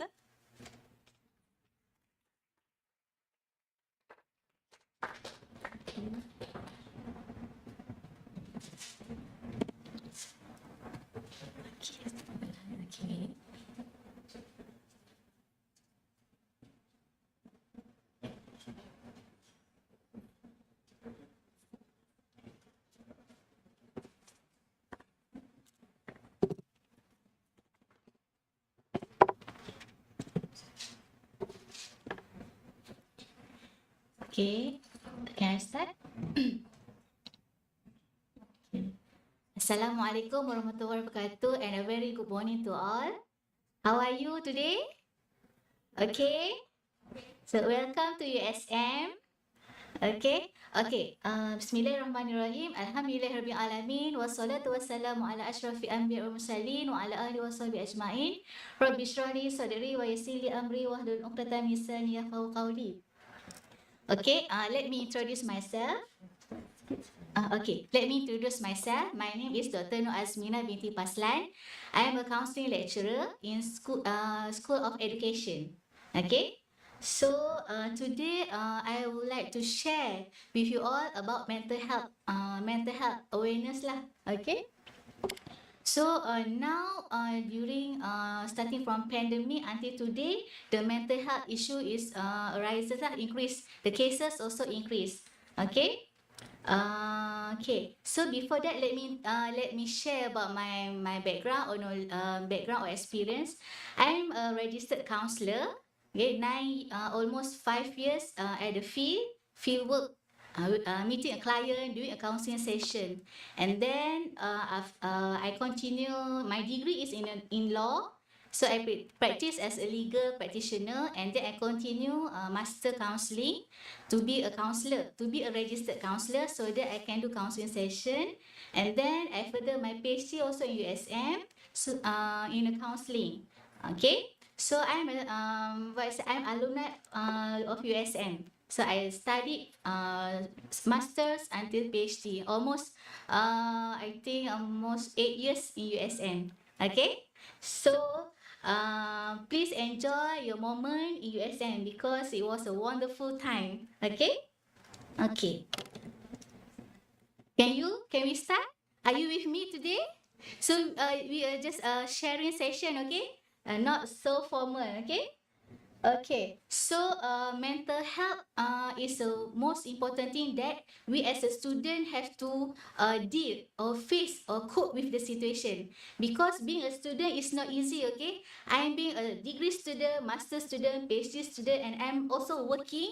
So it quite we say hard time. So that time I said in every situation I have to handle my mental health situation. Okay, if you stress, you have to take a break. That I always remind myself. Okay, you all guys also, if in anything in struggle situation as a student, a lot of assignment presentation, the most important thing you have to make sure that your mental health is okay. But somehow it's okay to be not okay. Sometimes we as a human being, sometimes we feel stressed, we feel sad, we feel frustrated, right? So at that time we have to take a break, give a cooling period for us, okay? To enjoy ourselves, to have a relaxation, okay? Why mental health awareness is important? Because we need to educate students, educate society to make sure their physical, mental, and emotion are in stable phase. We say stable condition. Okay. 1 in 5 people experience a mental health condition. So meaning that now is a struggling situation, struggling phase. So everyone, what we say, affected mental, physical, and emotion. Especially my client have a struggle situation in pandemic. 2 years pandemic. I think we struggle a lot. Okay. So okay, the World Health Organization defines mental health as a state of well-being in which individual realize his or her own abilities, can cope with the normal stress of life, can work productively and fruitfully, and is able to make contribution to his or her community. Meaning that we have our we still can cope with the situation. We still can do a daily life routine. Okay. That is a state of mental health well-being. So make sure your mental health is okay. Okay? Can you go with me? Are you with me? Still with me? Yes. Okay. So mental health, there has indicator, 3 indicators. Firstly, it's about emotional well-being. Okay, so we have to in the emotional well-being, it has perceived life satisfaction. Are you satisfied with your life? Okay, are you happy? Happiness, cheerfulness, and peacefulness. Are you happy today? Are you satisfied with your life today? So that is indicator to see that your emotional well-being. Okay. And the second one is psychological well-being. Okay, it include self-acceptance, personal growth, including openness to new experience, optimism, hopefulness, purpose in life, control of one environment, spirituality, self-direction, and positive relationship. So, this is on psychological well-being. Do you have your self-acceptance? Okay, you have your self-worth. Okay. So the next one is social well-being. Okay, social well-being, social acceptance, belief in potential pupil, self-worth, and you have a sense of community. You contribute to community. You can contribute to your family. Okay, contribute to your loved one. Okay. Okay, and then social determinant of mental health also include. Wait. Okay, include adequate housing, safe neighborhood, equitable jobs and wages, quality education, and equality in access to quality healthcare. So, if you have all these, it will stable your mental health, or we can control our mental health well-being. Okay. So that is indicator that you have to what we say to have not all, but if you can have one or two is okay. Okay. So that is the indicator. Okay. Can you understand the three indicator? So make sure that we have to evaluate our three indicator. Okay. Emotional, psychological, and social well-being. Okay. And then, do you know how your body give you signal or symptom when you have a stress? Can you detect? So, okay. Basically, if you have stress, contribute to migraine, gastric, okay, headache, okay, and then sometimes we feel emotional unstable, sad, worried, right? Okay, so now we have to look signs and symptoms because when we know our body will give a signal. So when we have to identify, is it what we say, signal that we are in a stress situation. Okay, so the first one is withdrawal. So meaning that recent social withdrawal and loss of interest in others. Sometimes when you are in stress situation, you feel that you doesn't want to do anything. You loss of interest to do what you love. For example, previously you love to hang out with your friends, okay, go and chit chat, watch movie. Suddenly, you become mood swing. Suddenly, you become loss of interest. You doesn't want to do anything. You just stay in. You just want to stay in your room alone, right? That is a signal that you have to look back the symptom, the situation that you face. Okay. And then the second one, drop in functioning. And is it okay? An unusual drop in functioning, meaning that you are not functioning even at school or at work or social activity. You are not functioning. Okay, such as quitting sports. You previously you love to play games or you are active in sports. Suddenly you quit.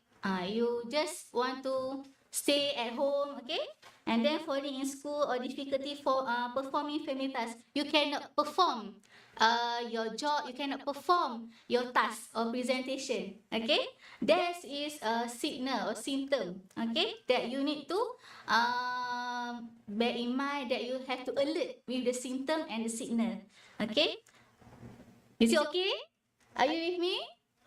Okay, and then the second one is problem in thinking, meaning that you hard for you to concentrate to the class, hard to memory, and then you have speech I think it's just like speech delay, and then you hard to explain what you want, hard to explain or confess what you feel. That is a signal. Okay. And then the next is increased sensitivity. So sometimes you are too sensitive towards the sound, smell, touch, or even you avoid from surrounding. You avoid from your friends. You disconnect with people around you. Okay. Okay, and then the next is apathy, loss in initiative or desire to participate in activity. Just like I told before, you lost interest. You doesn't want to do anything. I experienced that when I'm so stressed. stressful with my PhD. So I feel that I don't want to meet anyone. I just want to stay alone. That time, it's time for me to take a break. So when you know you have the signal, you can pause yourself. You give your time to heal. Atau other say is time to take a break because your body is too tired, too exhausted. Okay. And then feeling disconnected, disconnected from surrounding. Okay. So you feel you are alone. You feel lonely. Okay. And then the next is okay. And then the next is illogical thing. You become we say irrational. You have irrational thought. Okay. And then you become you cannot make a decision. You cannot make a choice. You cannot think anything about your future. Okay. And then nervousness. You have a fear with future. Fear what's going to happen next. What's going to happen tomorrow? What's going to happen next month, next year? Okay. And then unusual behavior, you become abnormal behavior. Okay. And then next is sleep or appetite change. Certain client individual when they're stressed, they sleep a lot, sleep more than 7 hours. Certain individual they sleep below less than 7 hours. So sleep more or sleep less is a kind of symptom or signal that you are in stressful situation. Okay. So another one is appetite. Some of my client when she or he stressed, he will craving to eat. Okay. So the appetite will increase. Some of client reduce loss of appetite, cannot swallow, even cannot digest the food. Okay. So it depends on your body. So you know your body, you know your what we say, your physical action, physical response, physical signal. So need to be alert. Okay. Okay, and then mood change. So mood change, dramatic shift in feeling. Some you have mood swing. Sometimes you feel sad. Sometimes you feel happy. Sometimes you feel frustrated. Imbalance of we say imbalance of mood effect. Okay, is it okay? So when you should identify lah yourself. So so that when your body give the signal and symptom, you have to take a break or need further action. Further action means you seek for professional help. Okay, we have counselor, we have psychiatrist, and then we have what we say social worker to help you. But somehow you need to share, you need to talk so that everyone know you have a problem. But make sure you find the right one, the person that you trust. Okay, because now is viral, everything want to viral in media social is not proper. So channel it into the proper way. Okay, because my personal opinion, I love to handle one-to-one counseling session because we can talk in a privacy, private, okay, private and confidential. That is the most important because it's ethics in a counseling. Okay, can you understand? Is it okay? Are you with me? Okay, I'm sorry because the mental awareness is a dry topic, right? So, but somehow you need to know as a knowledge. Because if you face the problem, you face the situation, you know how to deal, how to cope. Okay? Okay, so mental health is defined same as previously as a state of complete physical, mental, and social well-being.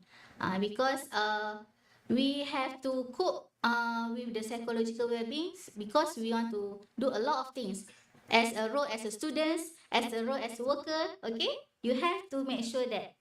And then mental health is essential to everyone. Okay, overall health and well-being and mental illness are common now and treatable. Now mental health is a common. Okay, it is not what we say taboo or stigma already now because everyone have to what we say to make sure that your mental health is in a good condition. Okay, if you facing the problem regarding the mental illness, that time you need to seek for we say treatment or intervention. Okay. Okay. Okay, so now previously is mental health. Now we continue to mental illness. It's a different, okay? Mental illness is a disorder. It's a kind of disorder. So mental illness can occur when the brain or part of the brain is not working well. Or is working in the wrong way. So sometimes when the what we say individual doesn't seek for intervention, the mental health become worse and become disorder or illness. Okay, because it's regarding our brain functioning. Okay, and then it will lead to many disorder. Okay. Okay, when the brain is not working properly, one or more of six function will be disrupted because our brain has six functioning. Okay, first is thinking, second is perception, next is emotion, signaling, physical and behavior. This one is our brain functioning. Okay, so if one of the role are not functioning is will lead to the mental illness. Okay. So the mental illness that has symptom. Symptom can include thinking or difficulties or problem focusing attention or extreme emotional high and lows and also sleep problem. Are you guys having a sleep problem before? Before is insomnia. No. I faced the problem before during the PhD journey. Okay, because we stay up a lot until the morning, writing. So at one moment, I cannot sleep. Then that time, I know I also seek for my counselor. I have my private counselor. So I have to treat myself. And now, Alhamdulillah, when finished the PhD, I just finished my PhD last year. So it become getting better. I takes a year to recover myself. Okay, healing process to me. So it's not easy to finish PhD journey. Okay. Okay. So when these symptoms significantly disrupt a person's life, we say that the person has a mental disorder or mental illness.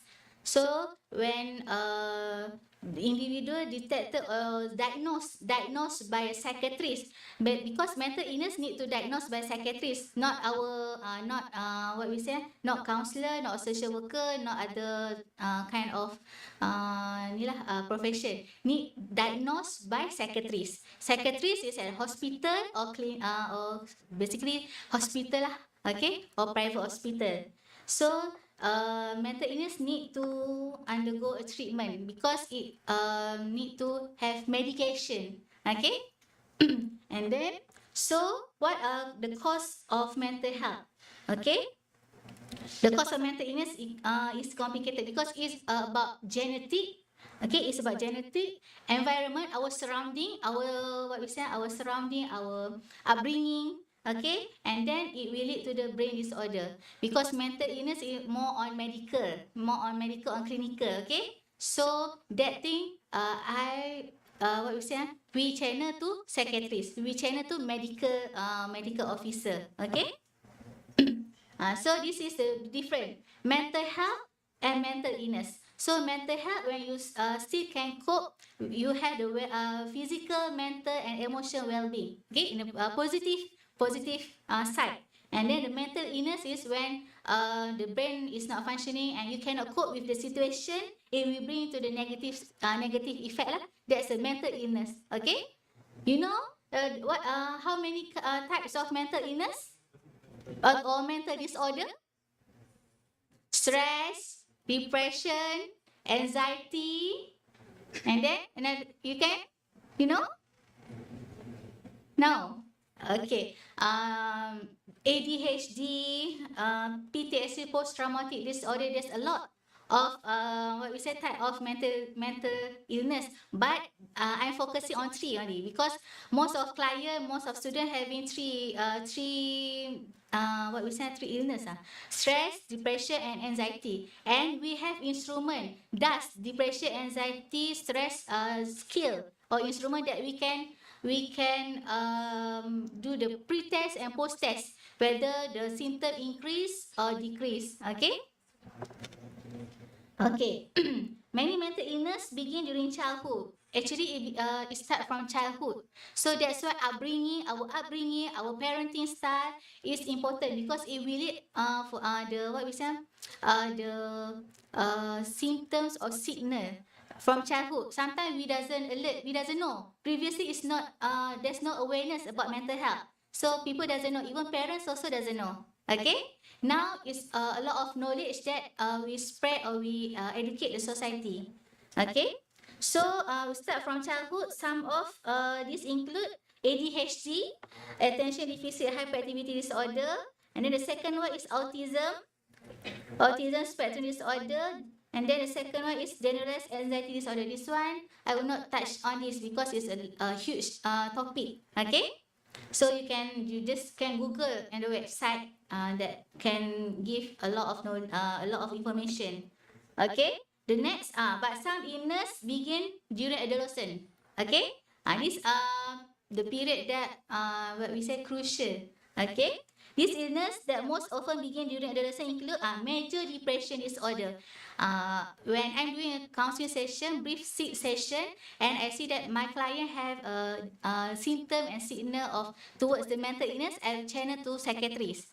So psychiatrist will diagnose is major depression disorder, and the psychiatrist or doctor give medication to my client. Now we collaborate. Counselor and the psychiatrist have to collaborate together. Okay? And then schizophrenia, and then bipolar disorder, panic disorder, social anxiety disorder, eating disorder. Eating disorder is also one of what we say faced by client lah, because sometimes you want craving to eat most of the time, but it's not okay. Okay, because it will affect when you eat at a late night. Okay. And then what's addiction? Addiction with drug or alcoholic lah. Okay. Okay. Stress. Can I say stress is a normal? Are you having stress now? Being a student, being a workers or career woman or a career man or being as a human, stress is normal. Stress is normal, okay? Because stress has two, good stress and bad stress. Okay, good stress meaning we can still cope with the situation. Okay, and then you see the good stress is at the zone blue and green zone. Blue and green zone is the is a good stress that we still can cope, because we can we have an optimal stress. We still can continue our daily life, daily routine, working, study. Okay, meet friends, meet people. Okay, but at the blue zone is inactive lah, because when no stress, you will you will be not active lah. Okay, inactive. Too little stress. No load, no workload, no no commitment. Okay, you have no motivation to to continue the daily life. And then when become at the green zone, it's optimal stress. Optimal stress, you still can cope with the situation. Okay, you have coping skill, you have a resilient. Okay, being resilient. And then come to the orange, yellow zone and red zone. Once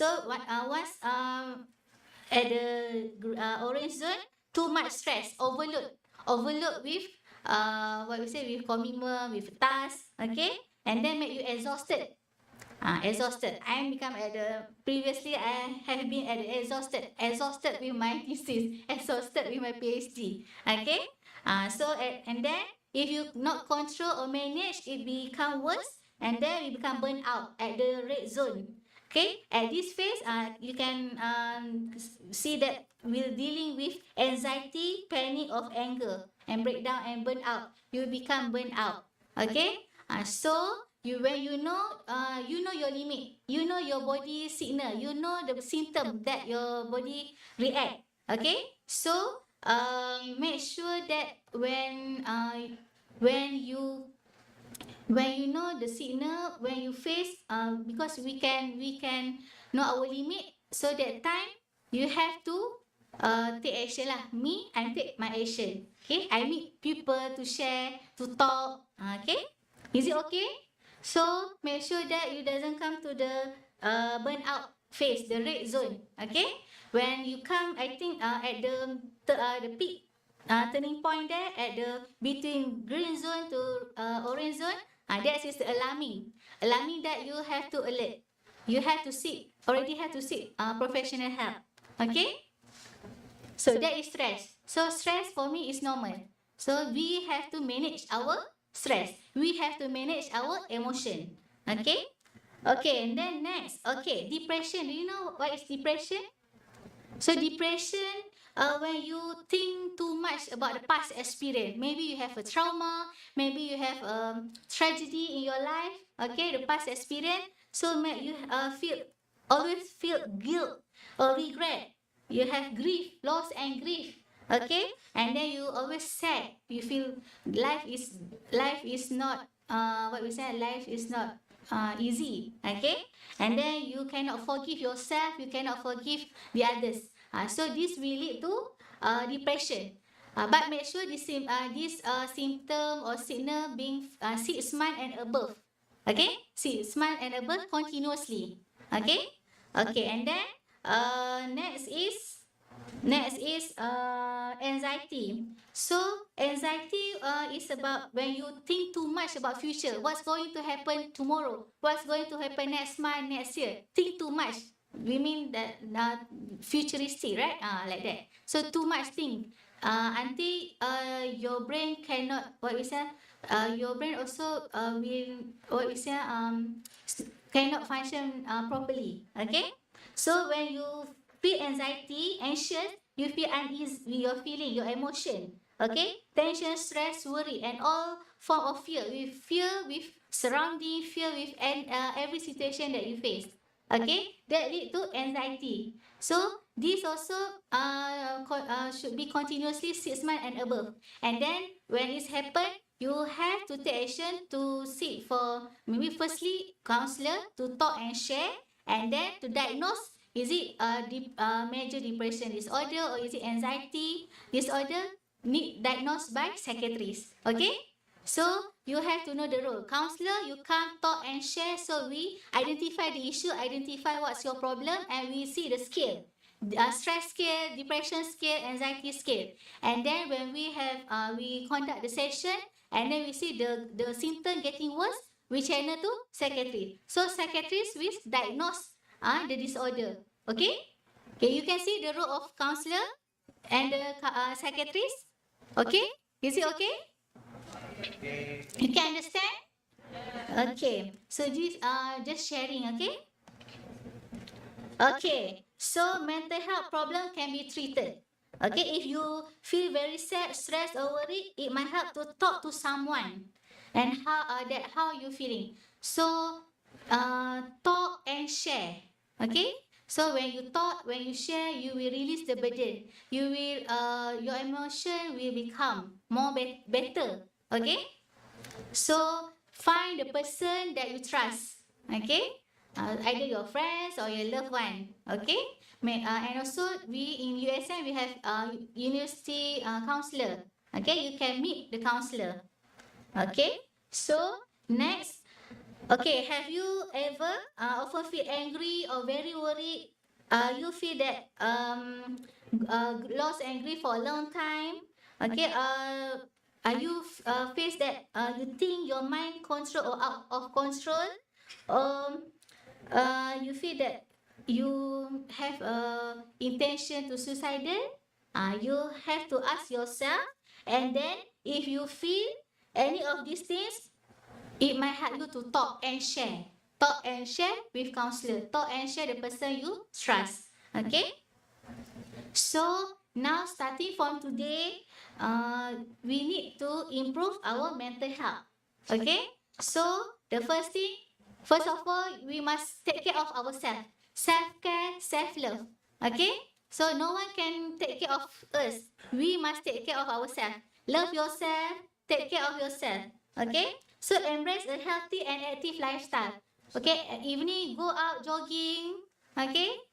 Meet people, go watch a movie. Okay? That's things that can boost your mood. You become happy.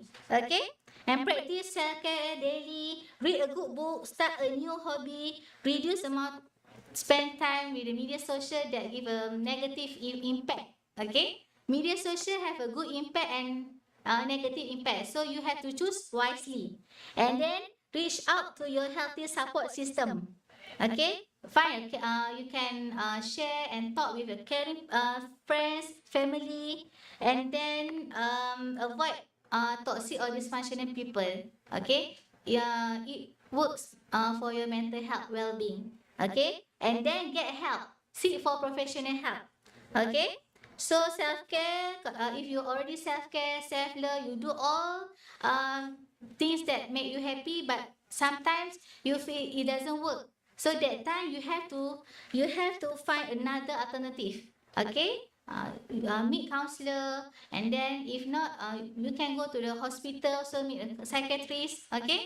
But probably I advise for the first stage, go and meet a counselor first, because counselor will identify the problem first. Okay?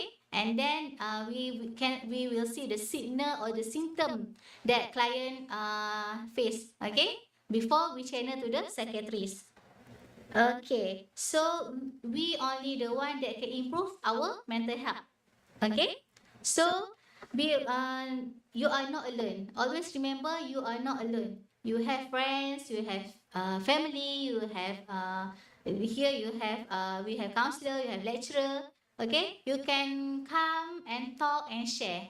Okay, so don't just be alone, and then that time you will you sit inside your room without connect with other person. So that will be getting worse. Okay, because we have to treat before before we have the intention of suicidal intention. That is the worst lah.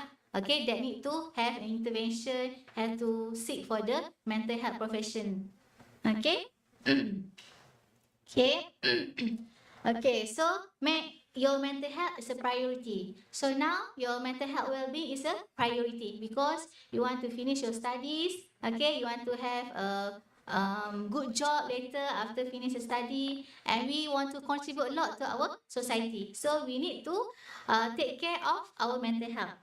Okay, so now I just want to share a little bit of tips. This tip also I'm practice by myself. Okay, so firstly is we have to cope with the situation, and we must have the coping skill.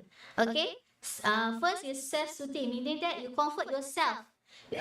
Because we have our five senses, so get something to touch. So for me, I touch flower, touch my what we say, my flower, my pets, my cat. Okay.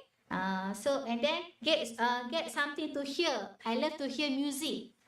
Okay. So that will suit myself. And then get something to see, back to nature, seaside view. Okay. And then get something to taste, meaning you have a cake or ice cream, dessert, and then something to smell, aromatherapy. Yeah, I love to smell the aromatherapy. So this to ourselves. So we feel comfort. This can reduce our stress. Okay, and then we can cope with the situation.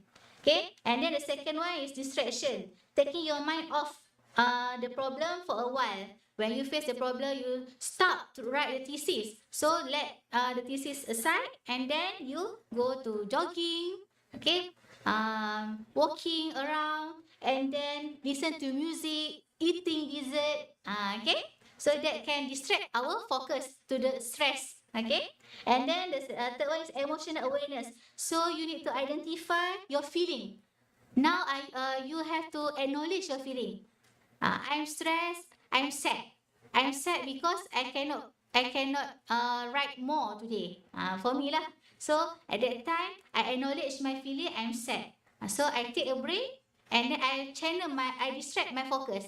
Doing things that I love. Okay, and then when we sad or when we have a happy, we want to share with others, talk to others. Sometimes certain people they doesn't know how to confess to the other people, so you can write a journal. Write a journal about your feeling. It's okay, because it's kind of a therapy to ourselves.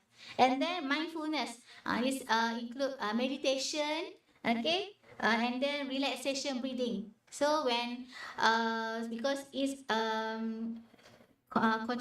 leads also with our spirituality lah. For me as a Muslim, I pray, I keep doing recite Al-Quran. So you also can do include based on your religion. Okay. Okay. The second one is overcome stress. We cannot avoid the stress. We have to face the situation. Okay. The one of the tips, appreciate little progress in daily life. Even a small progress, appreciate. Okay. So that you acknowledge and you accept what you have done. Okay. And then gratitude. Okay. Gratitude. What you have now. You still have food to eat. You still have what we say, shelter. Okay. You still have friends. Okay. And then connect to people. Talk and share. I always keep saying that. Talk and share. Okay. And then the third one is build and being resilient.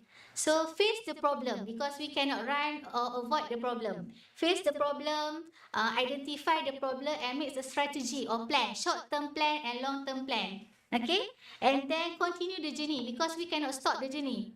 Okay? Continue the journey slowly but surely. As I always told myself, slowly but surely.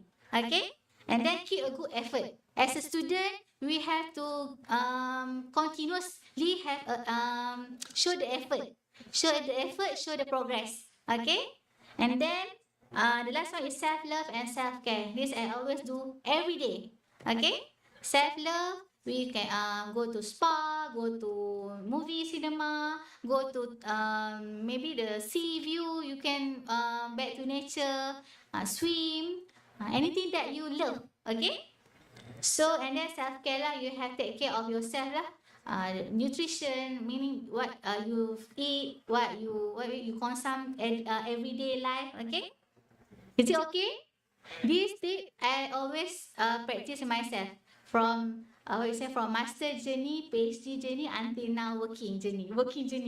Okay, life is not easy. To be here this day is also not easy. Okay, because a lot of struggle.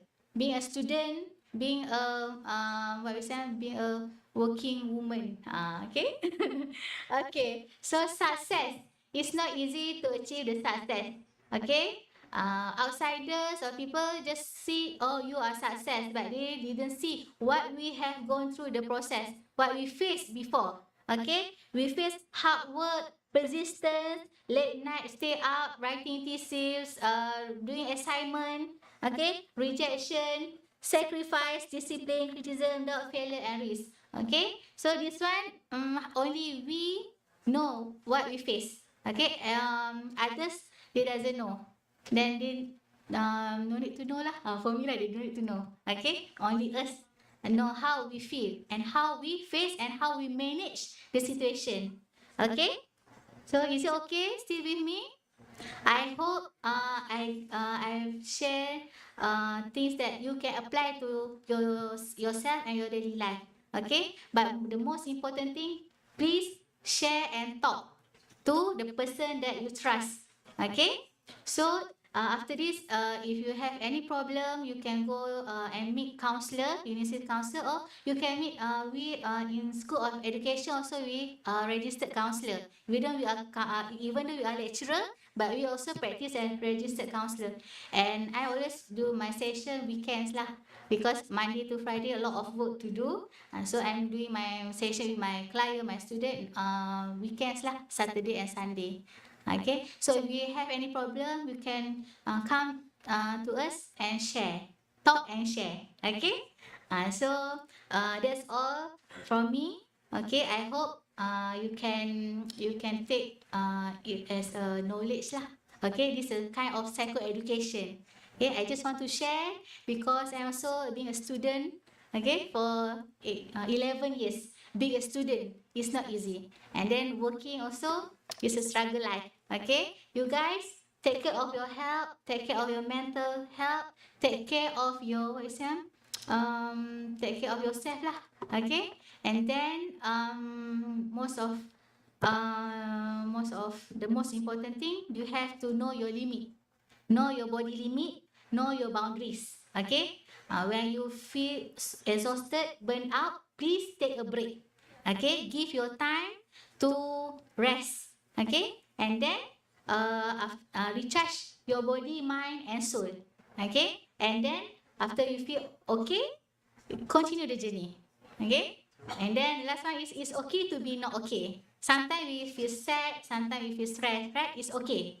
Because we are normal human being. Okay? We have emotion. So sometimes we have a mood swing effect lah. Okay? So thank you for today. Does anyone have any questions for Doctor? No?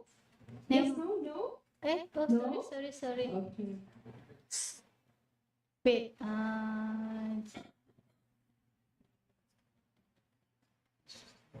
Okay, if you have any problem or you want to ask, you may email for me.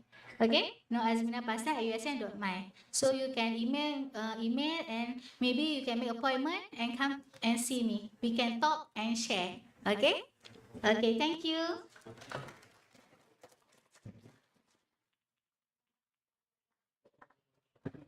All right, so thank you so much, Dr. Noor Azmina, for taking out your time to touch upon this important topic with everyone. We hope everyone is clearer about how valuable it is for us to be more mindful about ourselves and also our surroundings. By being mindful, one shall not forget that health is wealth. And with that, we would like to invite Dr. Noor Farhana binti Abdul Ghaffar, a medical officer from the Sejahtera Center, to give everyone a health briefing. Doctor?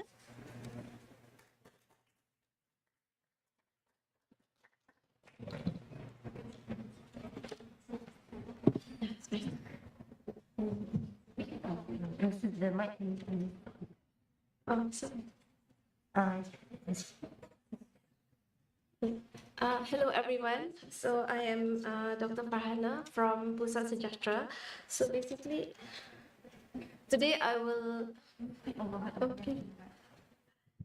Okay. So today, basically, I will be talking about the introduction to Pusat Sejahtera, University Science Malaysia.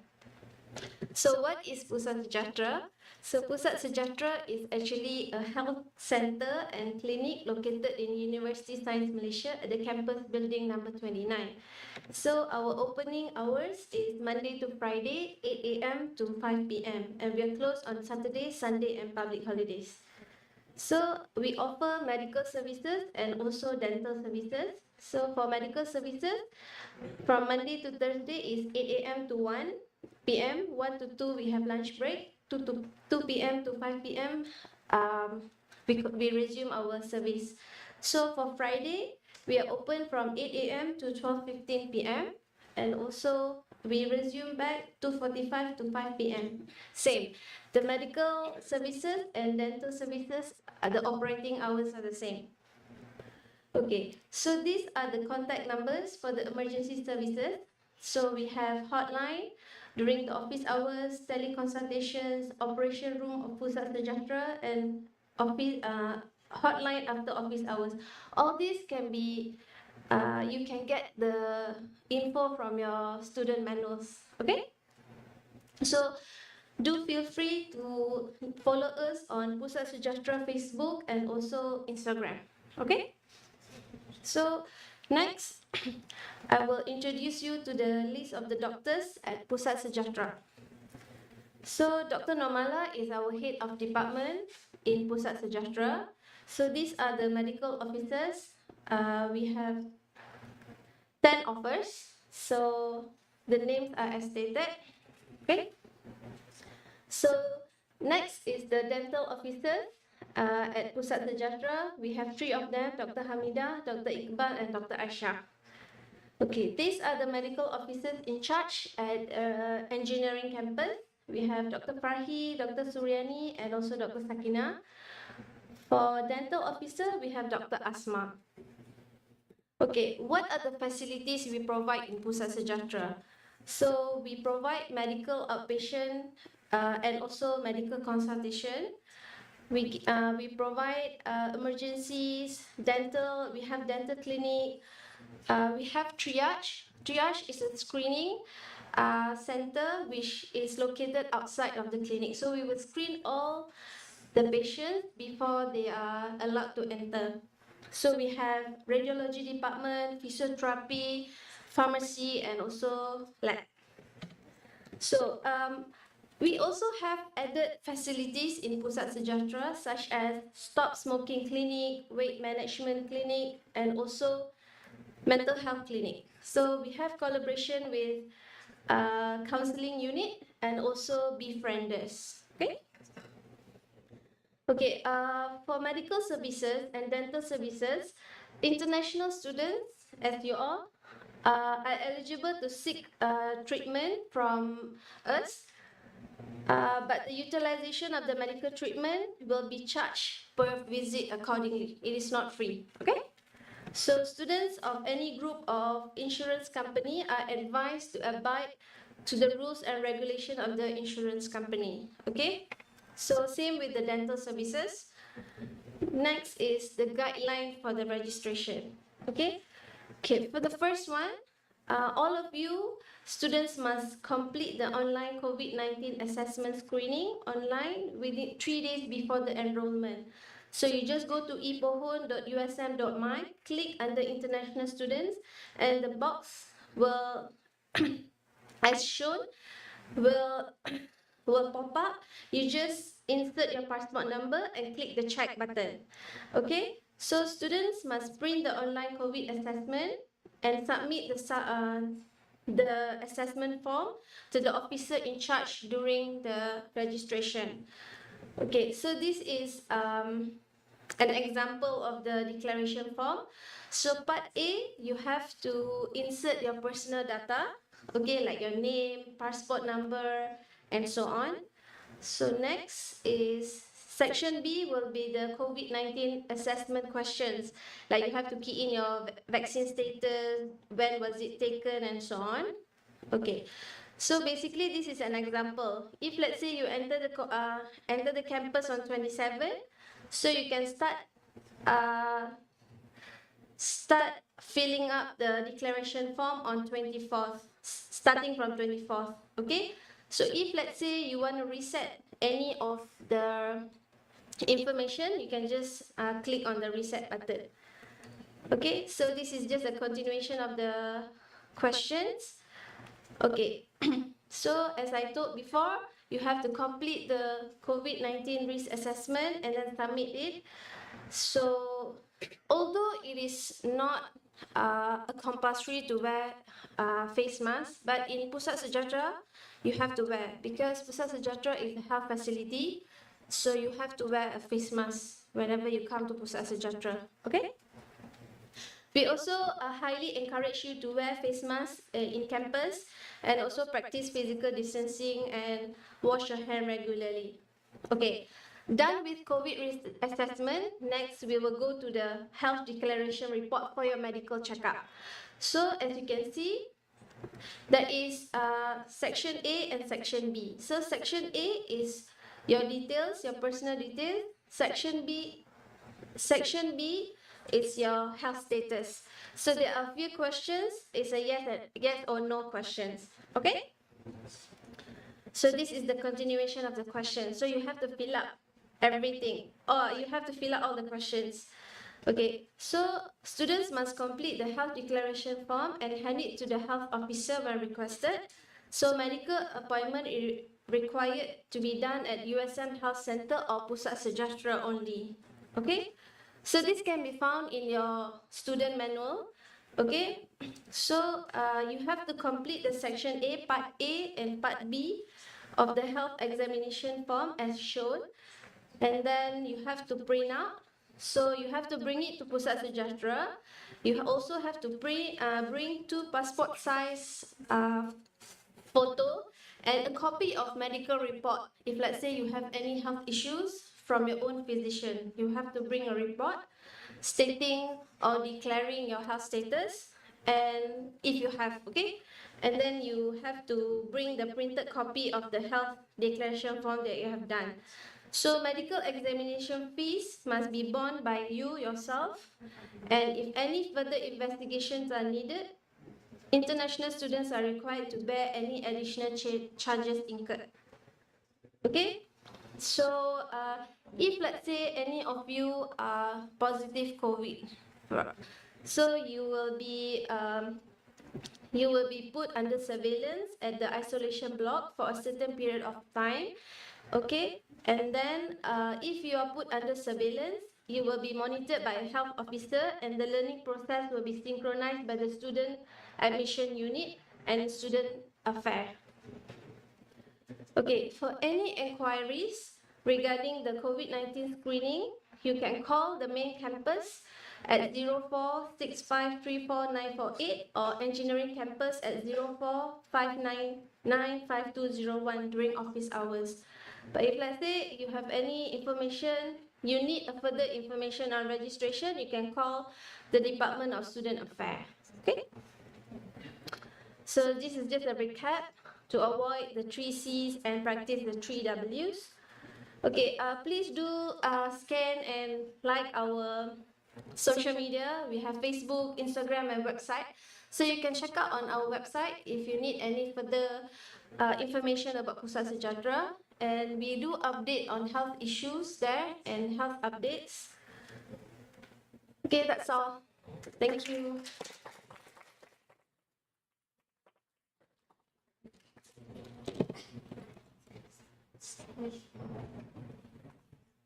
Right, so once again, are there any questions? No? All good? All good, all right. So terima kasih, as we say in Malay, to thank the Sejahtera Center for always being there for us when it concerns with our well-being. So to proceed on the briefing aspect of this program, we would like to extend the invitation to Mr. Muhammad Faris Izwan bin Komaruddin, the librarian, to give you a briefing regarding the library. All right.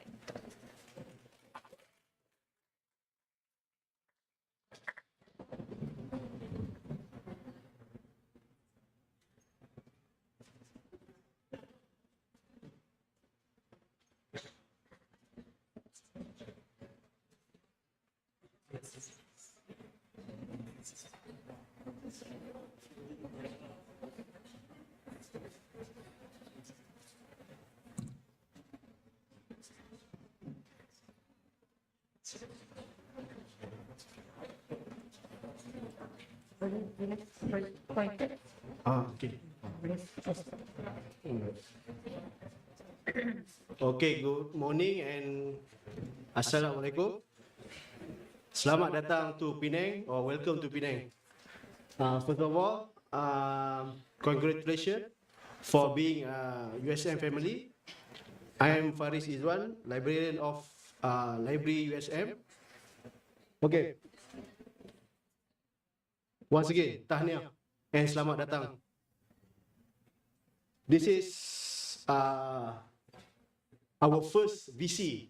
So we take his name as our library name, Perpustakaan Hamzah Sendut. So this is Mr. Hamzah Sendut, our first VC.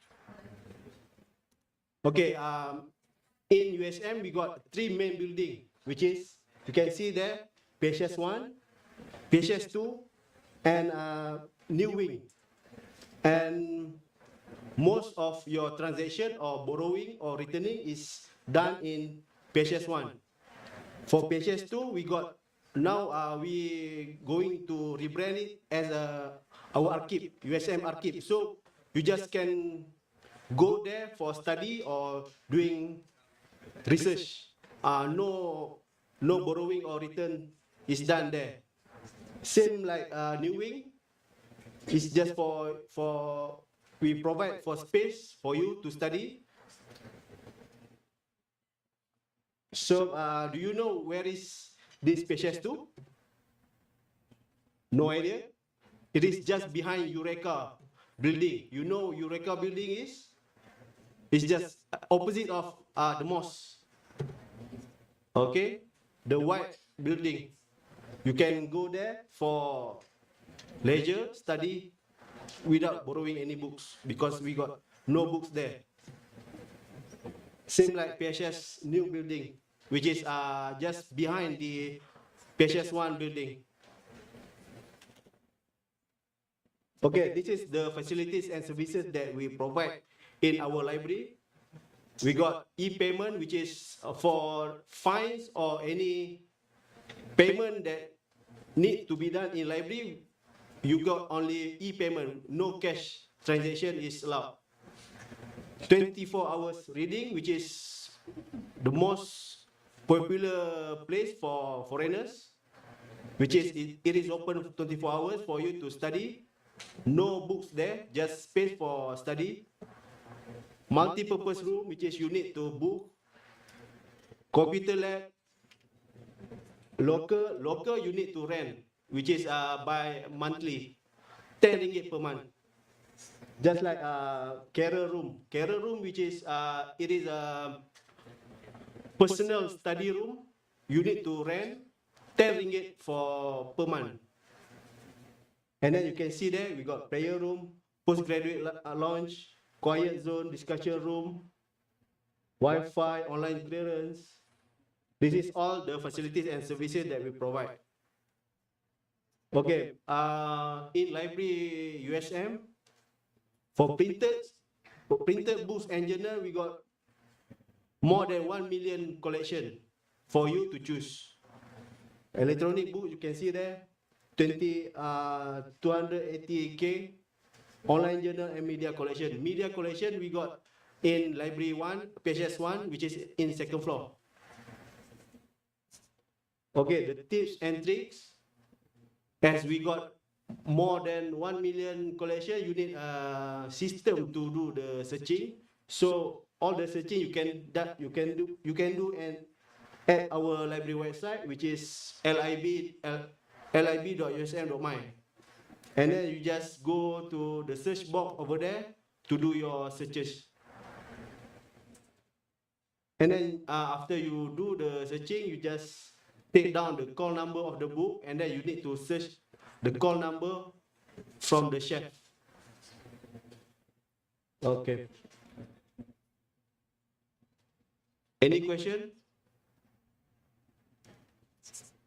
Okay, this is Hamzah Senduk Library 1.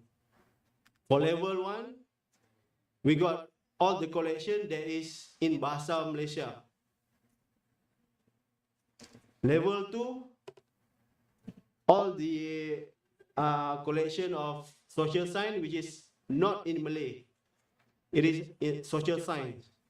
And third level, we got social technology collection, which is not in Bahasa Malaysia. So basically, for second and third floor is all the collection that is in English or other language other than Malay.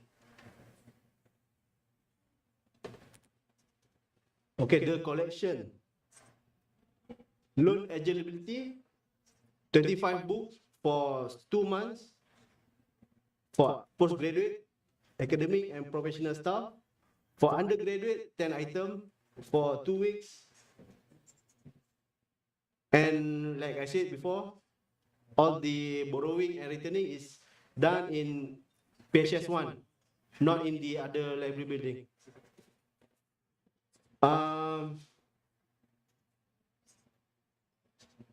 You can see there, we got 3 options of searching, which is OPEC, Discovery, and Repository. OPEC is usually for searching the books, Discovery for searching online journal or online databases, Repository is for online material that we upload, like past exam question and others, which is we upload it to our system.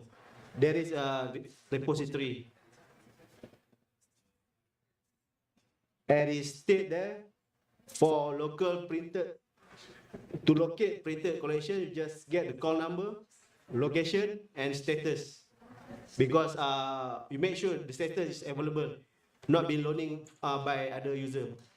If in case you got the item is been borrowed by the other people, you can do the reservation.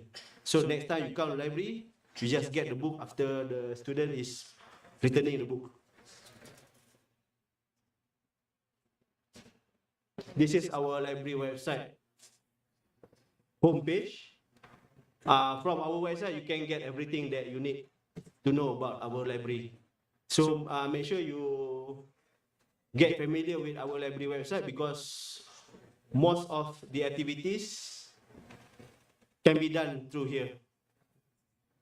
You can see there, off-campus login via OpenATN and login to your account. It is two different things. Login to your account is about your account with the library.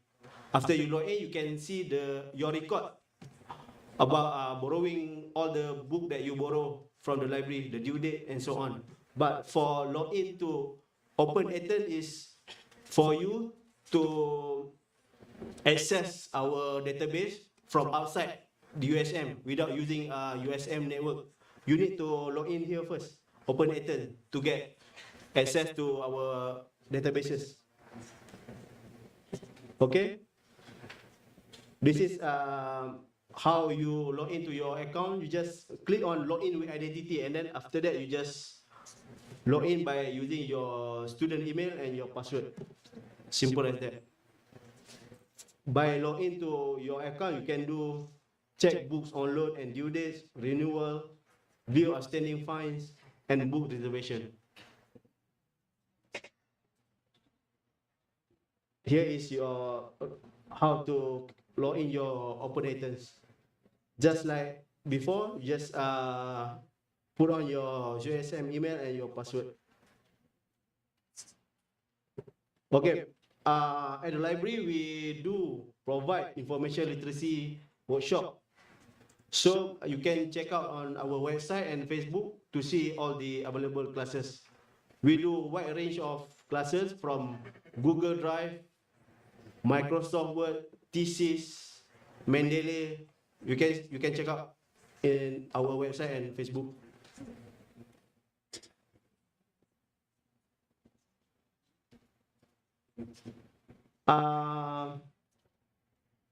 Okay, this is our.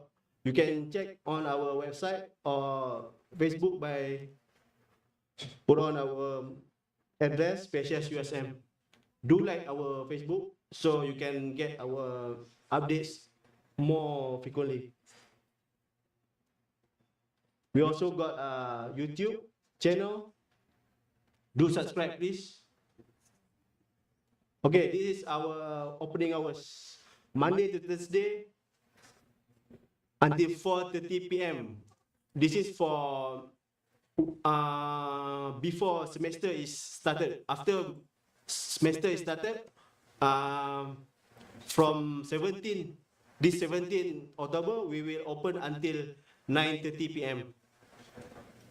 And also Saturday and Sunday, we also open until 4:30.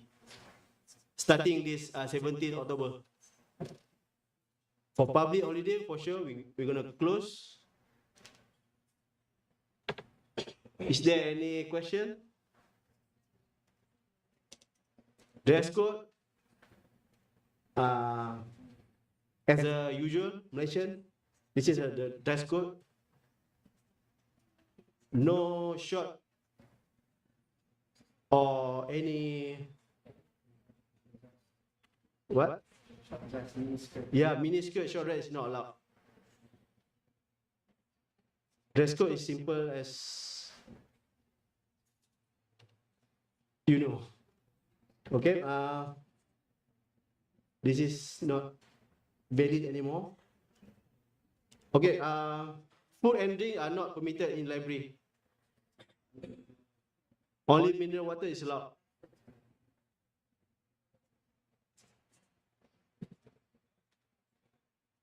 Okay, because of the COVID, surely you know, we need to wear face masks inside the library building. It's still apply until today. Okay, that's all. Is there any question? Okay, thank you.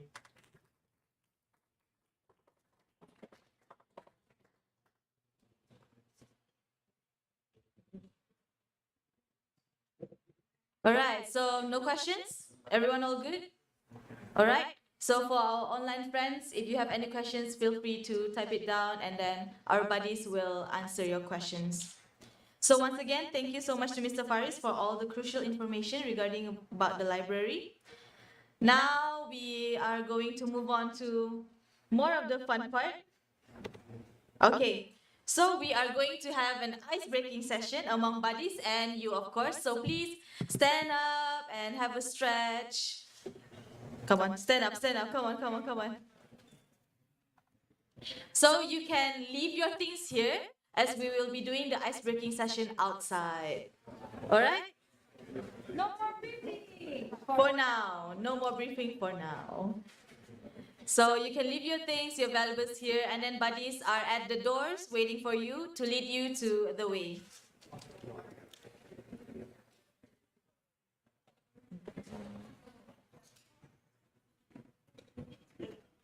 All right.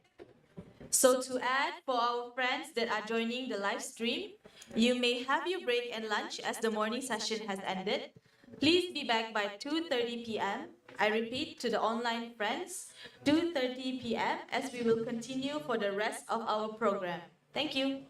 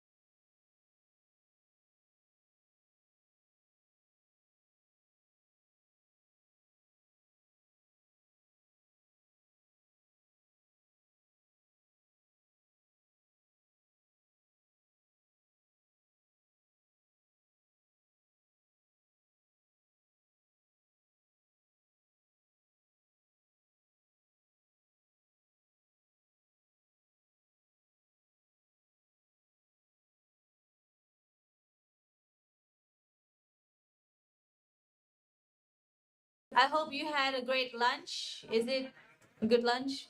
Yes. Yeah? Okay, that's good then.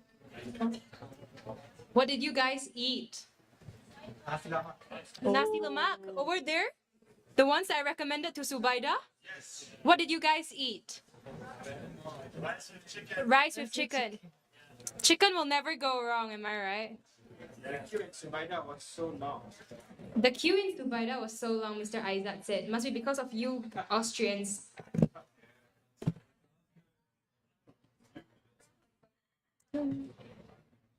Okay. All right, so now that we have recharged, let's put our hands together to Miss Clarine, our very own Assistant Registrar of International Relation and Student Support Officer, to come forward to give a briefing entitled International Student Support and Crisis Management.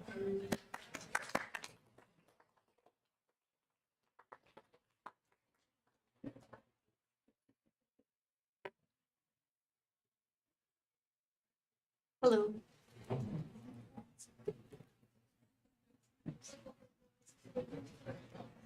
Hello, good afternoon to all. I know everyone has just ate, and I hope you stay with me just for a while, yeah? So I'll be presenting on crisis management first. Okay, so the relevant parties in this briefing will be IMCC, International Student Bodies, the Legal Office, Division of Student Affairs, which we call HEPA, Division of Academic and International, School Centers, Security Department, which we call JK, MPRC, Pusat Sejahtera, which is our health center, our bursary, and crisis management team. Oh, sorry, it's coming out one by one.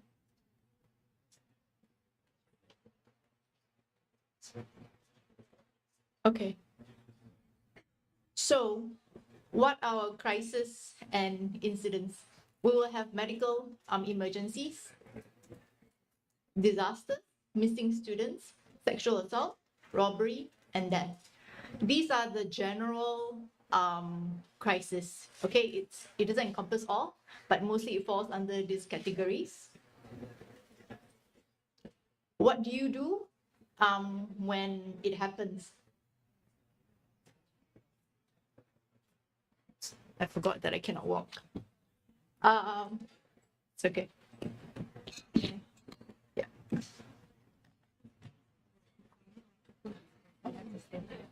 I see. Really sorry. It's okay because I can't see it. It's okay. It's okay. Thanks.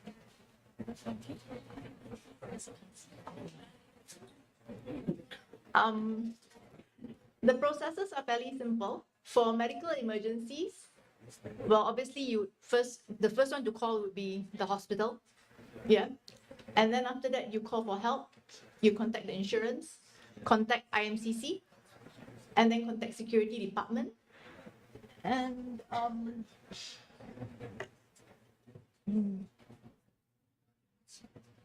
yeah, so it's just insurance that y'all can use your insurance coverage. For disaster, flooding, earthquakes, which we don't have here, though. So for disaster, you can contact IMCC, contact the security department, contact insurance, discuss alternatives among yourselves, and then make preparations if the discussion is to leave. Yeah. For sexual assault, contact IMCC to make an official complaint. Our critical management team will be activated. Notify the students, the study abroad office about the incident. After that, counseling session will be by HEPA, and then investigation will be done by BAA, legal office, and IMCC, and then we will file the complaint with the local law enforcement. All right, for missing students. Okay, for this one, just give you all like an example. When we talk about missing students, it could be that your friends went off to holiday in another country or in another state, okay? Then they go missing. So this is what happens, yeah? So for missing students, please notify IMCC. Again, our critical management team will be activated and then check with authorities daily to inform us on the developments. Okay. For death, notify IMCC. Critical management team will be activated. Then check with the authorities daily and inform us. For robbery, contact IMCC and security department. Contact the local police for enforcements and receive welfare and well-being assistance. Okay. So this is our 24 hours emergency response. It would be good if you all can take this down, maybe take a picture. You all will need this.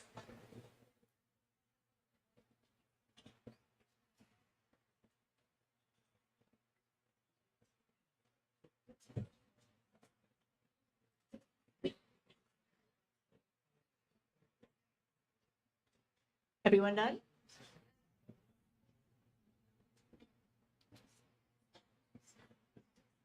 Okay, these are also the contacts, yeah? So,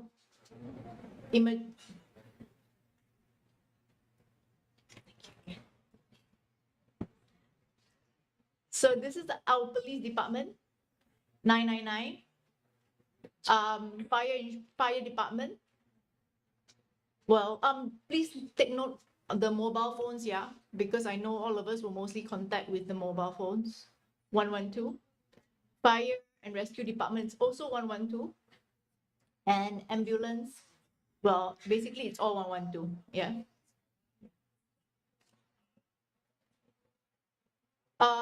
Important contacts. International liaison, that would be me. This is my extension, and this is also my WhatsApp. So you all can WhatsApp me. I'm Claire. Oh, I'm sorry. I just realized. Oh, no. She did introduce me. I thought I forgot to introduce myself. I'm Claire. And this is for international student visa management. Would be Inche Aizat, who's our director. And that's his extension and his WhatsApp. General hotline and general email. So I do hope that all of you are clear on who to call, what to do when you all have emergencies. I don't expect you all to memorize this whole chart, yeah. As in, just when the crisis comes, stay calm and at least know who to contact first. If anything, you can contact us and we will advise you all on what to do. Okay? Okay, just a notification. Let's say, like just now was like when I said that if one of y'all go out to another state or y'all go out to abroad, out of Malaysia, let's say y'all go to visit Thailand. Please remember to inform our local buddies, or at least inform your friends who will be who are in Malaysia, who is also a local, so that if anything happens, let's just say I don't know, an accident happens and you land up in a hospital abroad, at least someone locally knows. I'm not just saying this because for the sake of saying it. I mean, it has happened before, and IMCC has had to handle cases like this. So please do, because if anything happens to y'all, we won't know. Yeah. So remember to inform someone locally.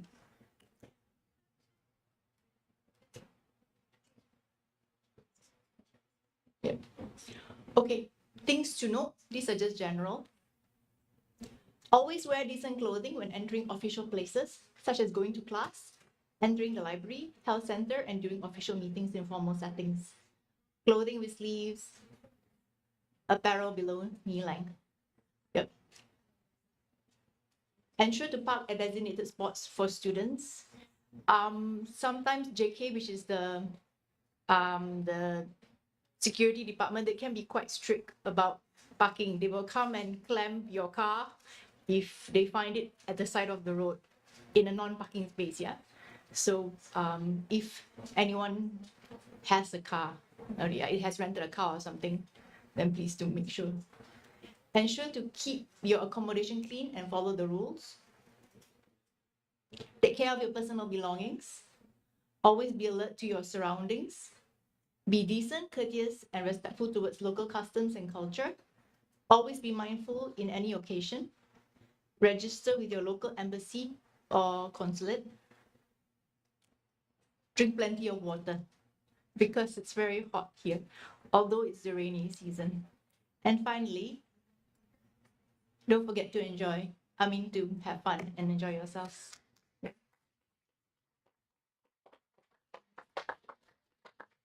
Okay, just one for student support. We have USMI. USMI is our International Student Society. USMI, all right? So, USMI is a family and international students of USM. They interact, unleash creativity, and share cultural identities. So basically, it is open to for international students. You all can join them, and they will help you all to adjust to life in USM. And yeah, they run a lot of activities. English programs with primary schools. They have a lot of sports activities. They are very, they love football. So if y'all would like, please do join them. That's all. Anyone has any questions?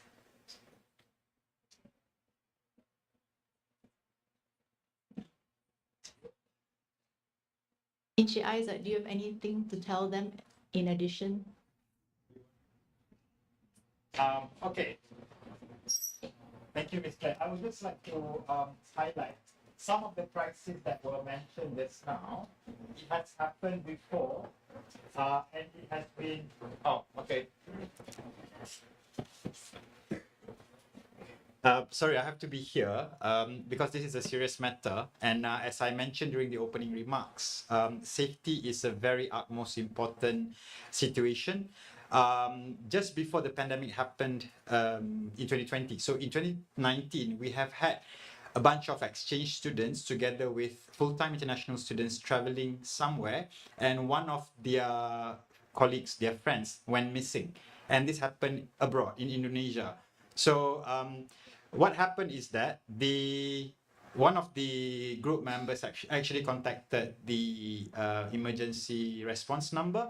So I just hope that I'm glad that that happened, because that means that the students were paying attention during the briefing. Okay, so if those are the circumstances, we have had also situations where a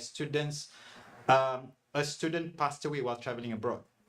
Okay, so like what Ms. Claire has mentioned just now, please do inform the lovely buddies, okay, of USM. Just make sure that at least they know that you are traveling, okay? Because if anything happens, USM needs to report back to your home universities for the exchange students, and for the full-timers, we are going to be doing some extra precautionary measures, all right?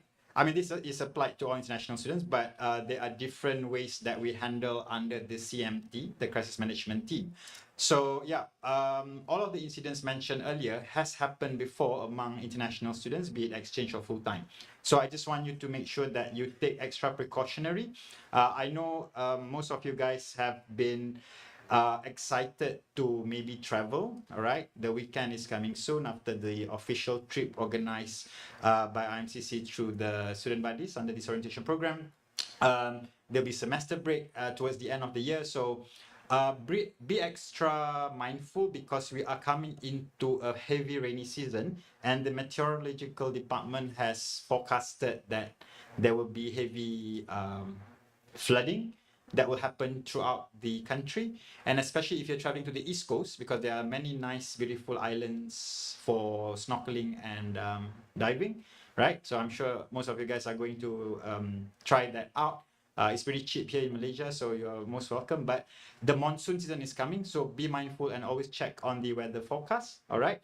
And like I just mentioned, and like what Ms. Claire has mentioned, whenever you are traveling somewhere, it is best for you to inform your friends who are currently in Penang in USM, okay? Or at least inform the buddies that a bunch of you are going. And please, please, please avoid traveling alone, all right? If you prefer to travel solo, well, hopefully you will not do that while you are still a student of USM, okay? Because sometimes traveling alone can be a good thing. I like to also, I traveled solo once to Europe, but well, that was a very long time ago when I was a student. But anyway, because you're still a student of USM, all right, there may be incidents that we do not want to happen, but sometimes incidents do happen. And if you are traveling all alone by yourself, it's going to be really hard. So it's going to be really hard for us to assist, especially when nobody knows your whereabouts, okay? But if you still prefer to travel solo, then please do inform some of your friends who are here, okay? Make sure somebody knows, somebody nearby, okay? Your families, of course, they are pretty far away from Malaysia, okay? But again, you have our lovely buddies here who you will make friends, and also your fellow friends, international and local students that you will make. So make as many contacts, make as many connections and friends as possible, and please do always update your whereabouts. Okay? All right. Any concerns, any questions? Can you just go back quickly to the incidents page? We still have time, I think. Just a quick one. Are you still able to open the general page? No, the one with the boxes. Yeah, towards the beginning. Oh, no, the one after this. Okay, this one. Yeah, disaster. Although we are not prone to earthquake, I mean, hopefully Malaysia is pretty safe from earthquakes. But there has been a case, okay, this is, I'm sharing you situations and scenarios that have happened among international students, be it exchange or full-time. So when I say international students, it can be either, okay? All of you guys are international students, basically. So the disaster that happened was that a group of international students went to Thailand, okay? And this was towards the end of the semester where the examinations is coming through. And what happened was that the group of students was stuck because there was a heavy flooding in Chiang Mai or Chiang Rai, I cannot remember exactly. So they were having problems to come back to take examination. And this happened before the pandemic. So these are the situations that you may face. Okay, so like I said, make sure to check as much as possible the meteorological or the weather forecast. Try to avoid those areas that are prone to disasters. Okay, so what happened was that these students, they were not able to come back and take examination, so they were not able to transfer their credit. Oh, so that's exchange student. So now you know that's the situation of exchange students. So they were not able to transfer back their credits back to their home university. So these are some of the situations that have happened. Death, I have shared with you. It has happened as well. And the problem with, not the problem, the situation was that the student who passed away, an international student, actually traveled solo. So we actually got the information from the authorities in that foreign country, which is quite nearby to Malaysia. It's a neighboring country.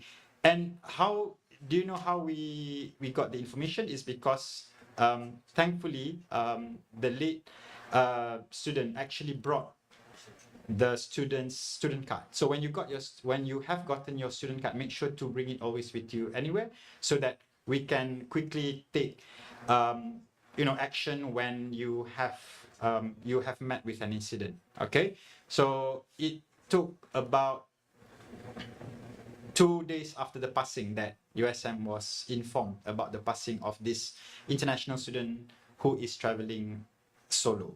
All right, I do not want to scare you, but these are some of the harsh realities that may happen. So be extra cautious and be extra careful whenever you are going around and traveling around. Medical emergencies, that is quite common. So we have a health center. So please get yourself checked at the health center if ever you have some situations or circumstances that require you to be checked, or if you are not medically fit. Okay, so you will have your health insurance and stuff. So make sure the pandemic is kind of we have suffered for more than 2 years because of the pandemic. Although now Malaysia is in the endemic phase, but we have not yet freed ourselves from the COVID-19. So please make sure that you keep yourself safe and healthy. All right, whenever you have symptoms, quickly go get yourself checked or isolate yourself. Prepare some medicines, painkillers, paracetamol especially as backup at your accommodations. Okay. Robbery, not so recent case. Sexual assault, not so much. Yeah, missing, I have touch base. Okay, so basically that's all. Any questions? Any concerns? Or any confusion? No? All right, once again, I wish you all the best. Take care, be safe, and enjoy your student life in USM, in Penang, and in Malaysia. Thank you.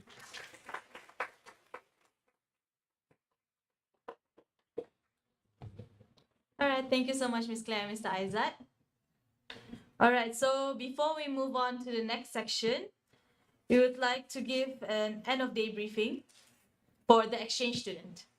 Okay, so to the online exchange student, you may leave the session as this is the end of the second day of your orientation week. For the online full-time students, you may take a break for 5 minutes before we continue for the next session.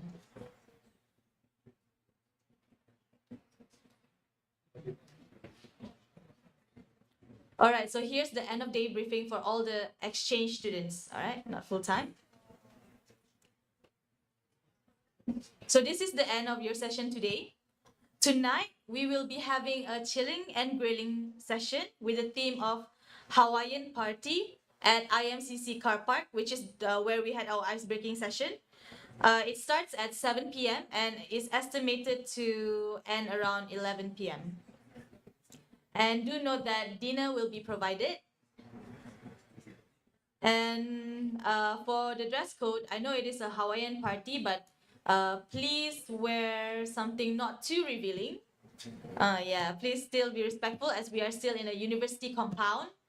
And most important thing, no alcohol. No alcohol on the campus. All right? Okay, so for tomorrow's session with your respective schools, the dress code is the same as today. Please wear semi-formal clothing and then long pants, no sleeveless, and as usual. So until tonight, you have your free and easy time. If you want to continue your group discussion, it depends on you. But now you may leave the hall as this is the end of your second day of orientation week. All right, so we hope to see you later.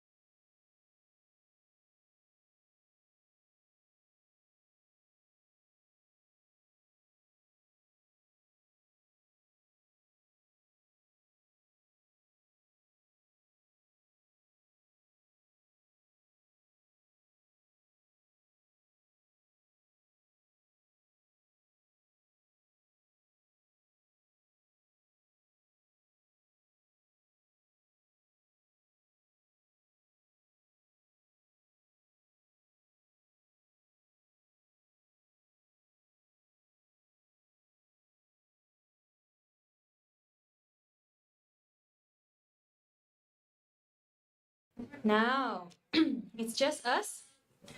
Okay, next, let's move on to the session for co-curricular briefing that will be given by Associate Professor Dr. Muhammad Hafiz bin Muhammad Qasim, the Director of the Center for Co-curricular Program.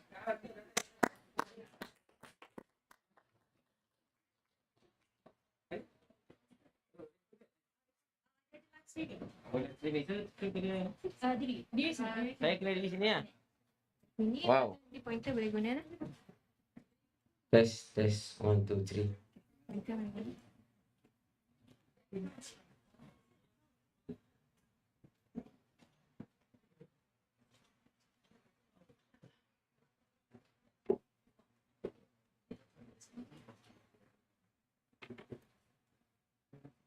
So which one?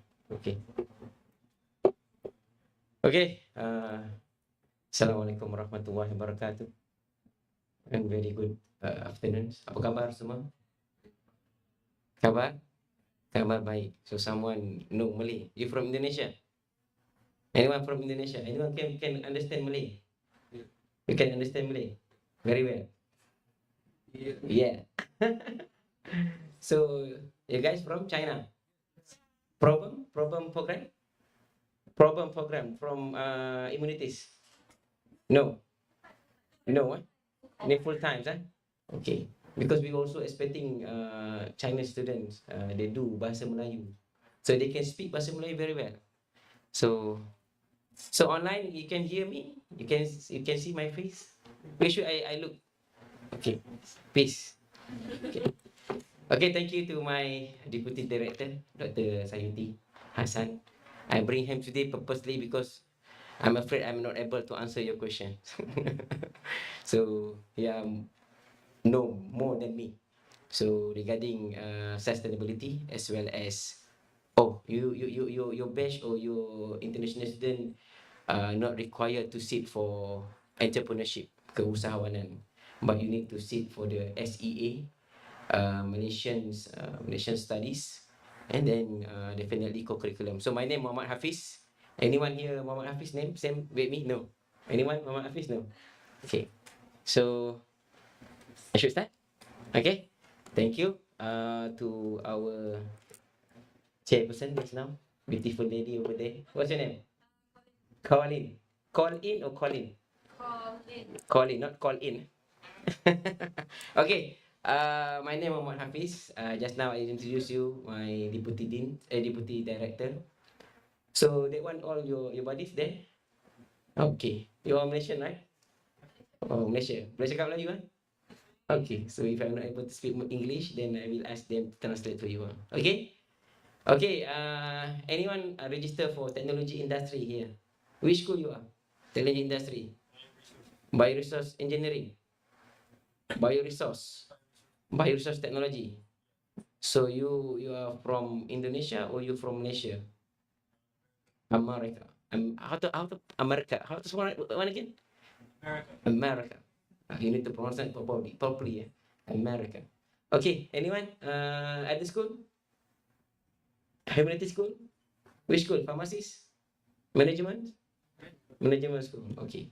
First of all, congratulations and welcome to University Science Malaysia. You can speak Malay, right? So I will ask you to help me to translate. Okay. Co-curriculum courses. Okay. What you want to know from me? I think I don't want to use this slide. You can ask me any question. I give you 5 minutes to think any question. Any question from your side? So I try, but related to co-curriculum. Or you want me to start with the briefing? Short briefing, eh? Okay. For international students, you also required to fulfill MPU 4. I'm not sure you already get briefing from schools, bahasa language. Language done? Tomorrow. Language is MPU 1. For co-curriculum, it's become MPU 4. In our university, we have 4 different university courses that you are compulsory to fulfill before you graduate. Understand? But it's depending on your course. Some course like bioresource, they require 20 units university subject.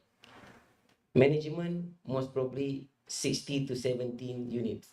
Okay, other school I'm not sure, but pharmacist 18 something, but the requirement to graduate for your undergraduate program not more than 15 units. Okay, the co-curriculum subject is compulsory. You like it or not, you love it or not, you need to fulfill that MPO 4, mata pelajaran university or general courses, mata pelajaran umum. Okay. Okay. Anyone visit this office before? Huh? Anyone come to the office before? Anyone notice that two young guy there try to catch the star, and then they try to be someone there? Anyone notice this office before, department before? No. This is our office, co-curriculum center. Okay. If you is in front of community schools, beside Cahaya Gemilang Hostel, we are sharing the building with our audit university audit department.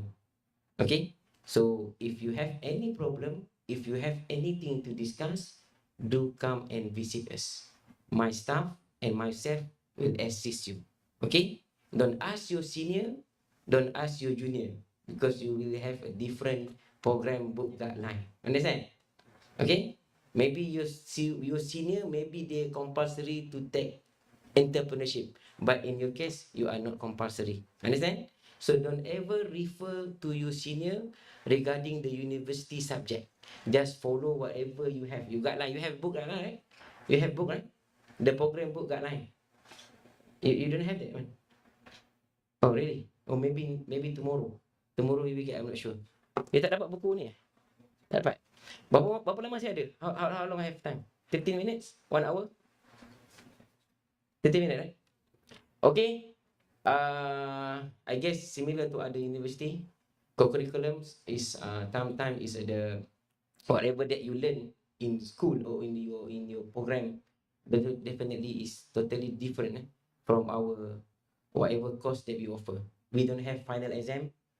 We just here to have some funds to improve your soft skill, as well as we only focus on the effective domain.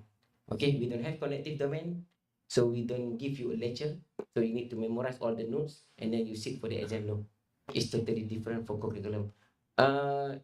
Online okay? Okay, okay, good.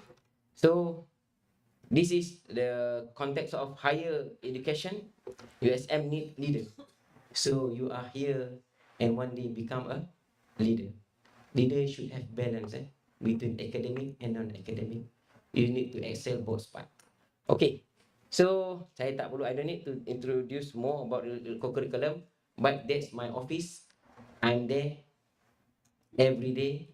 Just visit. If you want to discuss anything, come to my office. Okay, Dr. Sayuti also there every day, single day, without fail. So you can come and visit us. Okay, that's building C15. Okay, understand? Don't discuss with your senior. I tell you, don't discuss with your senior. If you have problem with the MPU1 until MPU4, please come to my office. Discuss with me. I will get you. Okay, because MPU1 until 4 is very important. Even though it's only 15 units or 20 units, but you're not able to graduate without that subject. Okay, clear? Okay, good. Okay, this is philosophy. Nothing to do with philosophy. Life, moral, disciplines, and various life in addition to the knowledge that you found in your classroom. This is the philosophy of Co-curriculum Center. Okay, this is what I say. I mentioned just now. It's not that our course program, they have a lot of cognitive level. There's only focus on the effective domains. Okay. This one I don't need to share with you. Okay, basically, this is my team members. So I'm only director for the USM. Even though we have two another campus, engineering campus as well as health campus, and then I have 11 supporting staff for our three campus. So every semester or every academic session, we cater around 14,000 students. Okay, so is if not easy, but it's doable.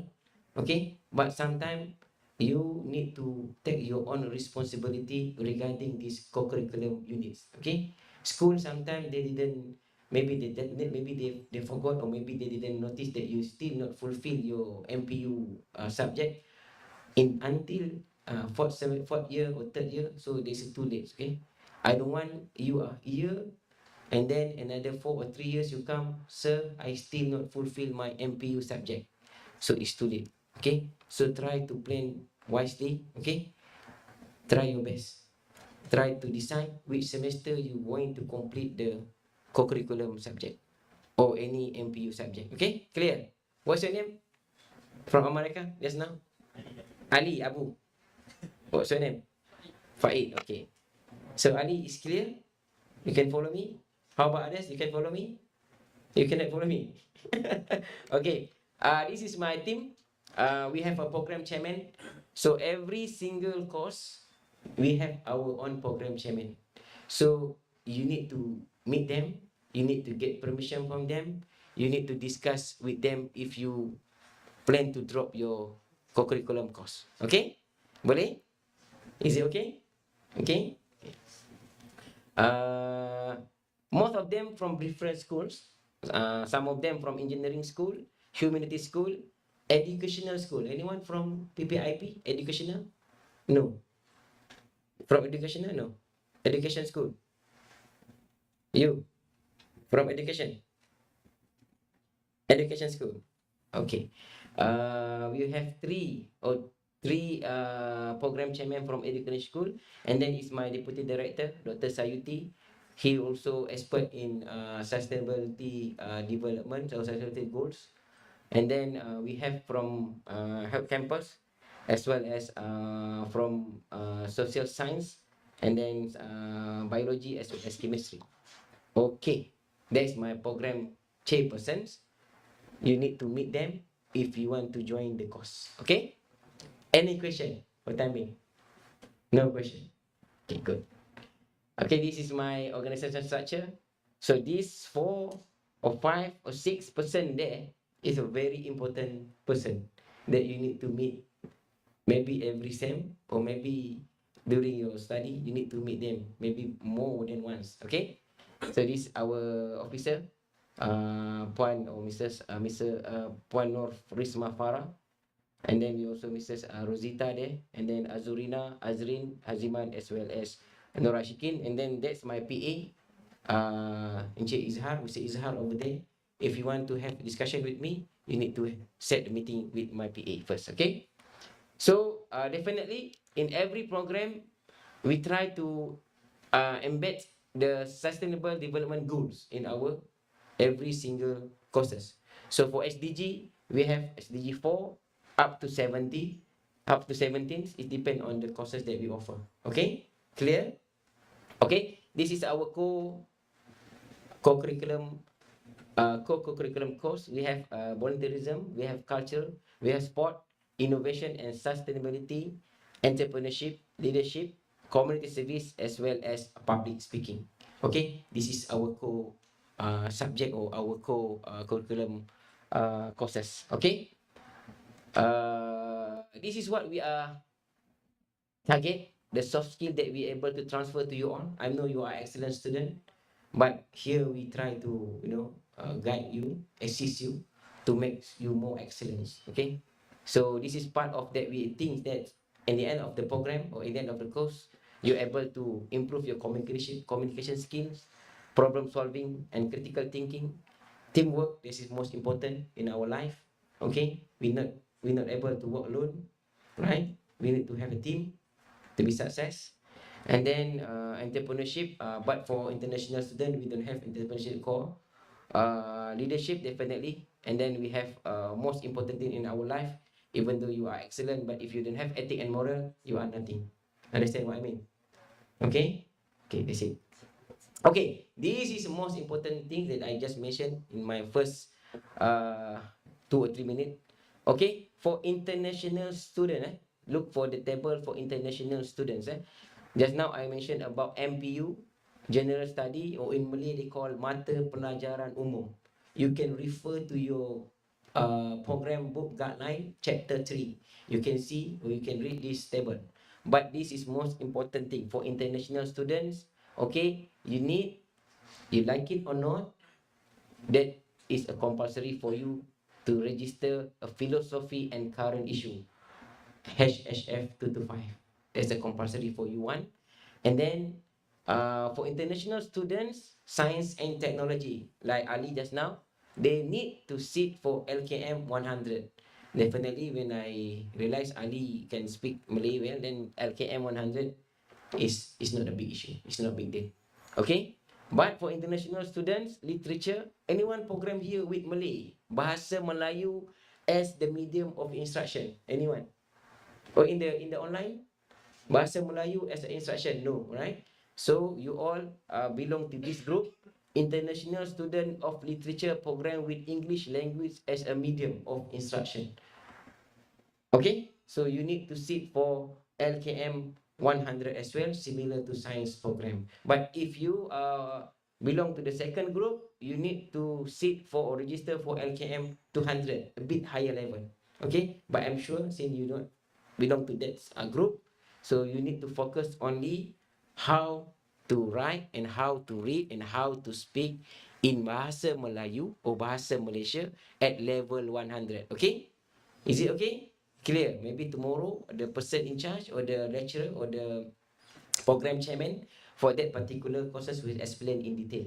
Okay, the second part that's important is a U2 or U3. Okay, for U2, I mentioned just now, don't ever compare with your senior, because it might be your senior also register for WSU 101, Co of Entrepreneurship.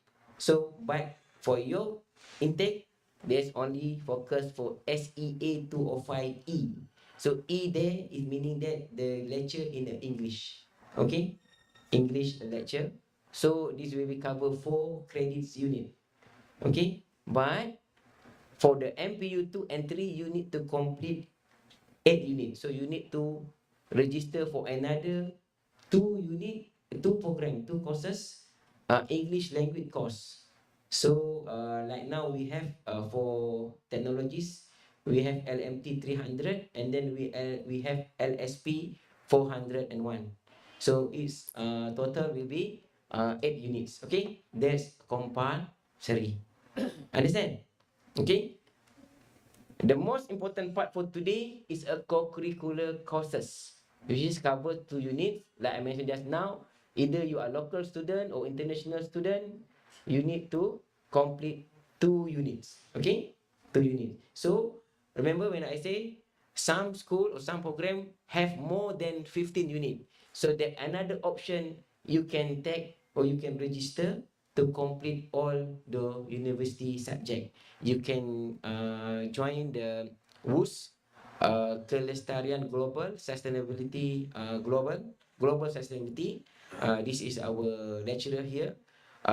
Conduct in English, okay. But for time being, we decided to have face-to-face class, no more online class. So for the online students, I'm really hope that within or next 3 weeks you will register or will join us face-to-face at USM, because we didn't conduct the class online anymore, not like 2 years back. Okay, so total units for subject or for the university subject complete is 15 to 22 units. Okay, you need to refer your program book.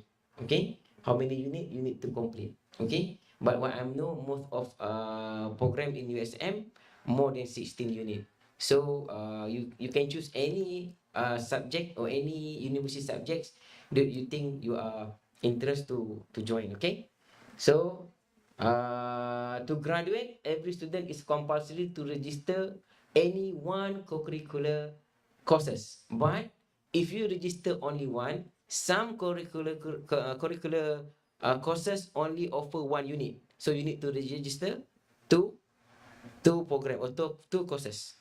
Okay, otherwise you still not complete the requirement. For educational student, okay, there's only compulsory for local student. You need to register in any one of the uniform bodies. Okay, but for international student, it's not compulsory. But if you want to join, you can join St. John's Ambulance as well as Red Crescents. Okay, other trees you cannot join because that belong to citizens. Okay, this one I don't want to share. Okay, this is the uniform bodies. We have uh, civil defense, we have Palapis, we have St. John's Ambulance, we have Navy, we have police volunteerism, and then we have what? This is our student perform for the cultural. Okay, this is all organized by our students. We have Latin there, we have martial art, and then we have also choir. So anything of any course that you are interested to join, let us know. Okay, you need to register first. Okay, this is the course that we offer. We have volleyball, we have archery, swimming, badminton, karate, taekwondo, futsal, event management, and event management one. And then this, most of them is a 1 unit subject. If this 1 unit you register for this semester, next semester you need to register another one course. Understand? Okay, so you need to complete 2 unit. But the strategy is easy. Now Dr. Sayuti just now mentioned to me, they allocate 200 seats for international students to join the sustainability issue, challenge, and prospect. That will cover 2 units. If you sit or you register for this course, then you complete your MPU 4. Is it okay? Clear? Okay? Okay, so we also have a painting, gamelan, guitar, choir, handcraft, modern theatre, Malay shadow play, batik painting, calligraphy arts, musical, compound, Latin dance, public speaking in English. Okay, this also offer 2 units credit per semester. And then we have makers, okay, artificial intelligence, data science literacy, as well as integrity and anti-corruptions. So these last 5 will offer you 2 units credits per semester. But since you are still first semester, most probably it's not easy to join this class because we have our quota. Then most of the senior students already registered in this class. But I already discussed with my assistant registrar. If you are here, want to join any course, course there, you need to give your name, your metric numbers, as well as anything that related with you to your officer. I'm not sure. Puan Win, who in charge? Puan Win in charge, right? For the co-curriculum? No. AR, Puan Win? For admission, because just now, if student want to register any course for first semester, they can send us the name and metric numbers, so we will help register them manually. But if you're not able to register any course from co-curricular, so next semester you need to register by yourself through online campus. Okay, we will open the registration pre-registration before end of the first semester. Okay, but if you want to register in the first semester, it's easy way. We will help you manually. Just give your name and your metric number, and then ask your officer to communicate with our officer there at Conke. Then we will help you. Okay, but this not promise, but it depend on the seat available for that particular courses. Okay. Okay, this is our website. You can visit our website there for the main campus as well as health campus and then engineering campus. What else? Okay, with that, thank you. Any question? Yep. I'm not sure. Who's the official? Officer? Officer, if they want to give name, AR. They need to contact the respective school. But I'm offering them, maybe IMCC have a name. You know what? Okay. So in that case, you need to contact your respective school, assistant registrar, then mention whatever course you want, and then tell you are international students, semester first semester. Okay? Is it okay? Clear? Clear? That's it. Any other question? If you have any question, please. This is from online. Are there any online classes? Okay. Intercity. For time being, we decide to have face-to-face class For all courses? for all courses. So there's no more online No courses? more online. Okay. Okay. Right. Thank Clear? you. Yes.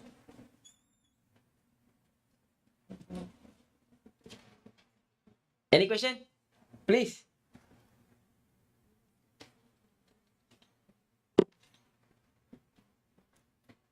Doctor, you want to say something?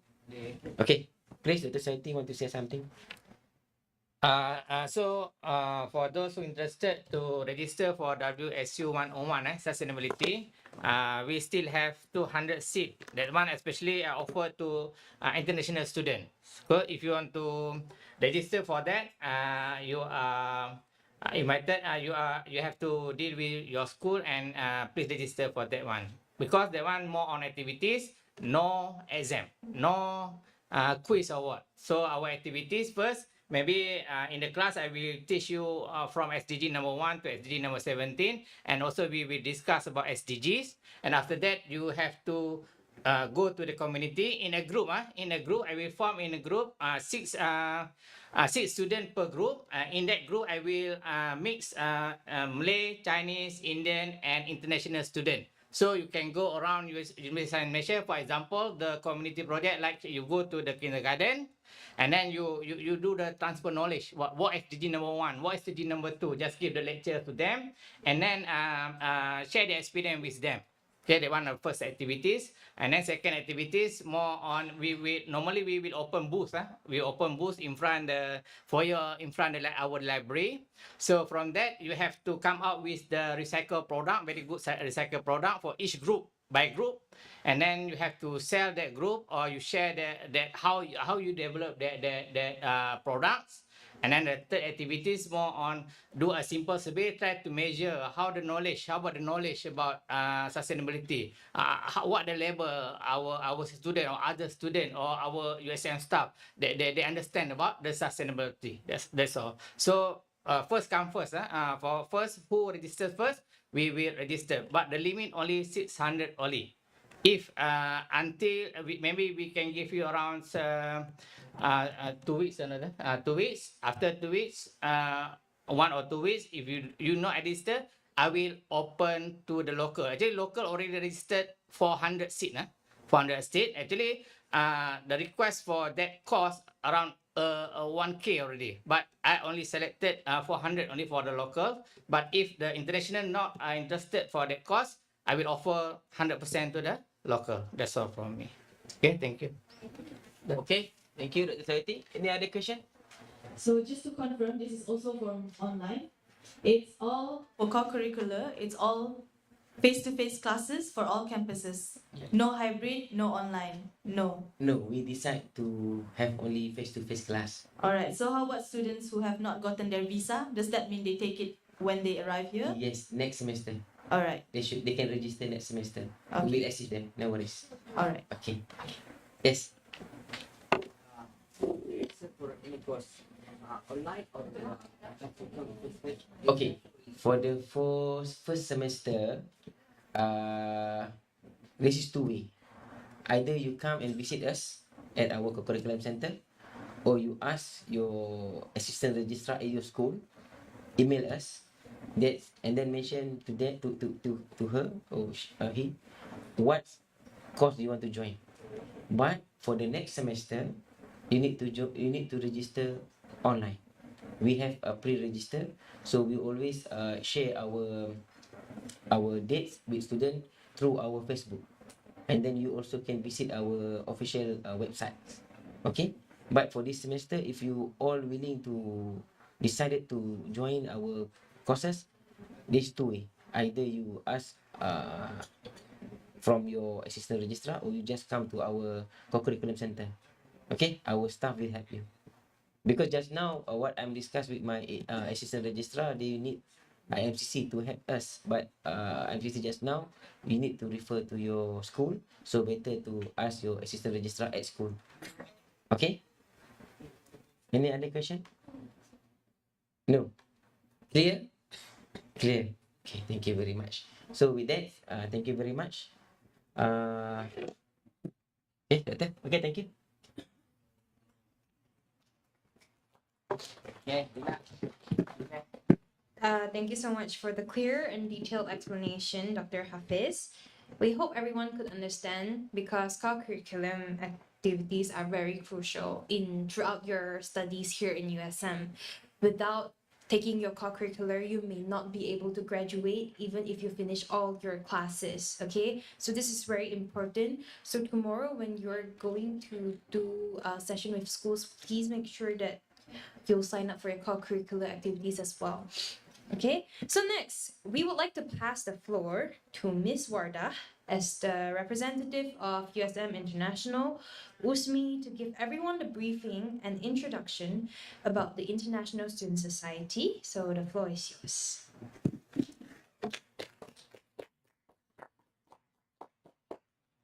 Hello, everyone. I'm Wardah. I'm the Assistant Secretary General of USMI. So I will be explaining about. So I'll be explaining about what USMI is all. Next slide. Oh, thank you. So USMI is a student organization under IMCC. It mostly helps bridging the gap between international students and local students. Our main function is to handle student affairs and by engaging students in different activities. We internationalize the university by making all communities engage with each other. This university is very diverse because it has a lot of different countries coming together. So we try to acclimatize everyone by making them feeling welcome. So for that, we conduct campus tours and different kinds of events for every festival that is happening. Our mission is to promote cultural exchange, to represent and advocate students, and to seek opportunities for all the students to have a holistic experience. To do that, we invite students to discover the university, we involve them in different kinds of events, and we inspire them to become community leaders. This is our roadmap of all the main functions that we actually perform.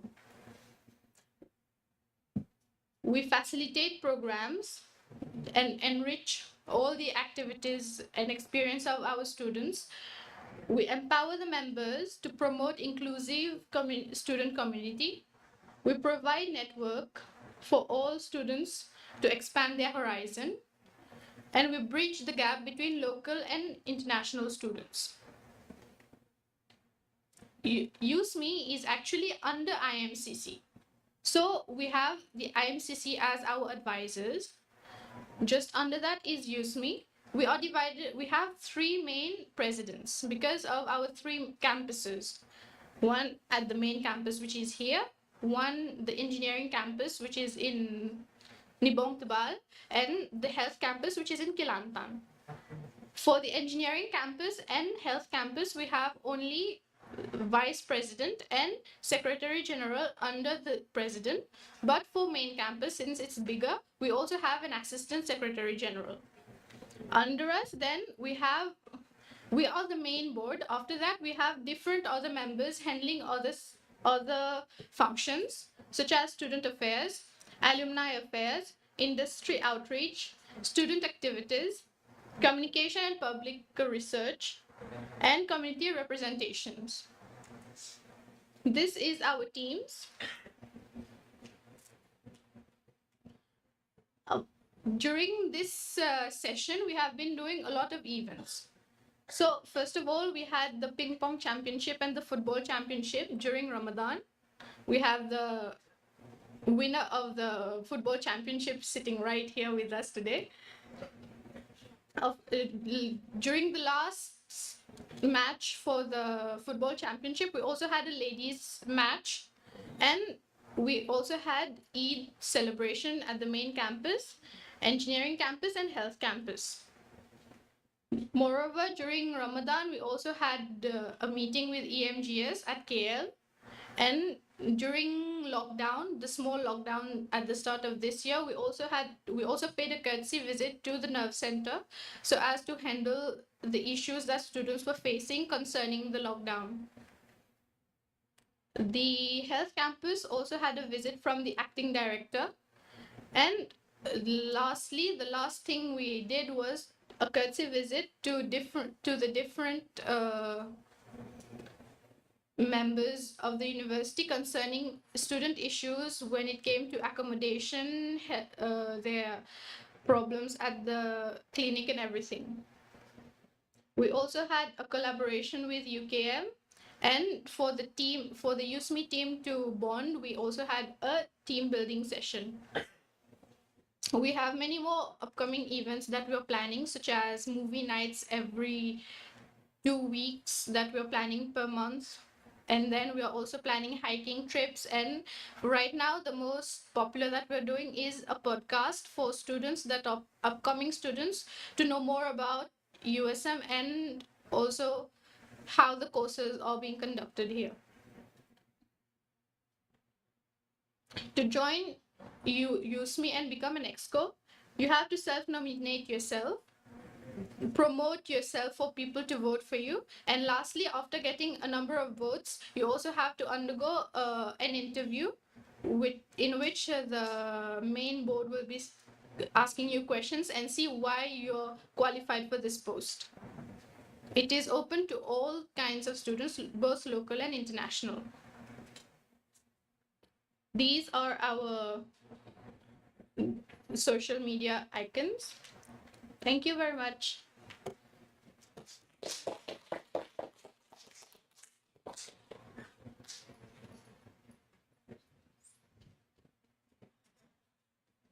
Do you guys have any questions to ask Ms. Wardah about USME? No? No questions. Okay, thank you so much. Okay, so thank you so much, Ms. Wardah, for sharing with us about USM International, USME. So if you're interested in helping more upcoming students from China, students from the US, students from Indonesia, you guys can also join USM International to help them. Okay, so last but not least, this will be the last segment for today's event. I would like to invite Mrs. Fadzila binti Bosman from Student Development Affairs and Alumni to give a briefing on Card Prihatin Siswa.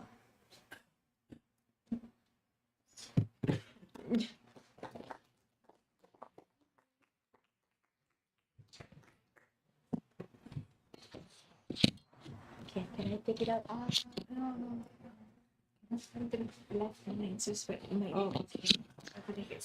All right, it's very good.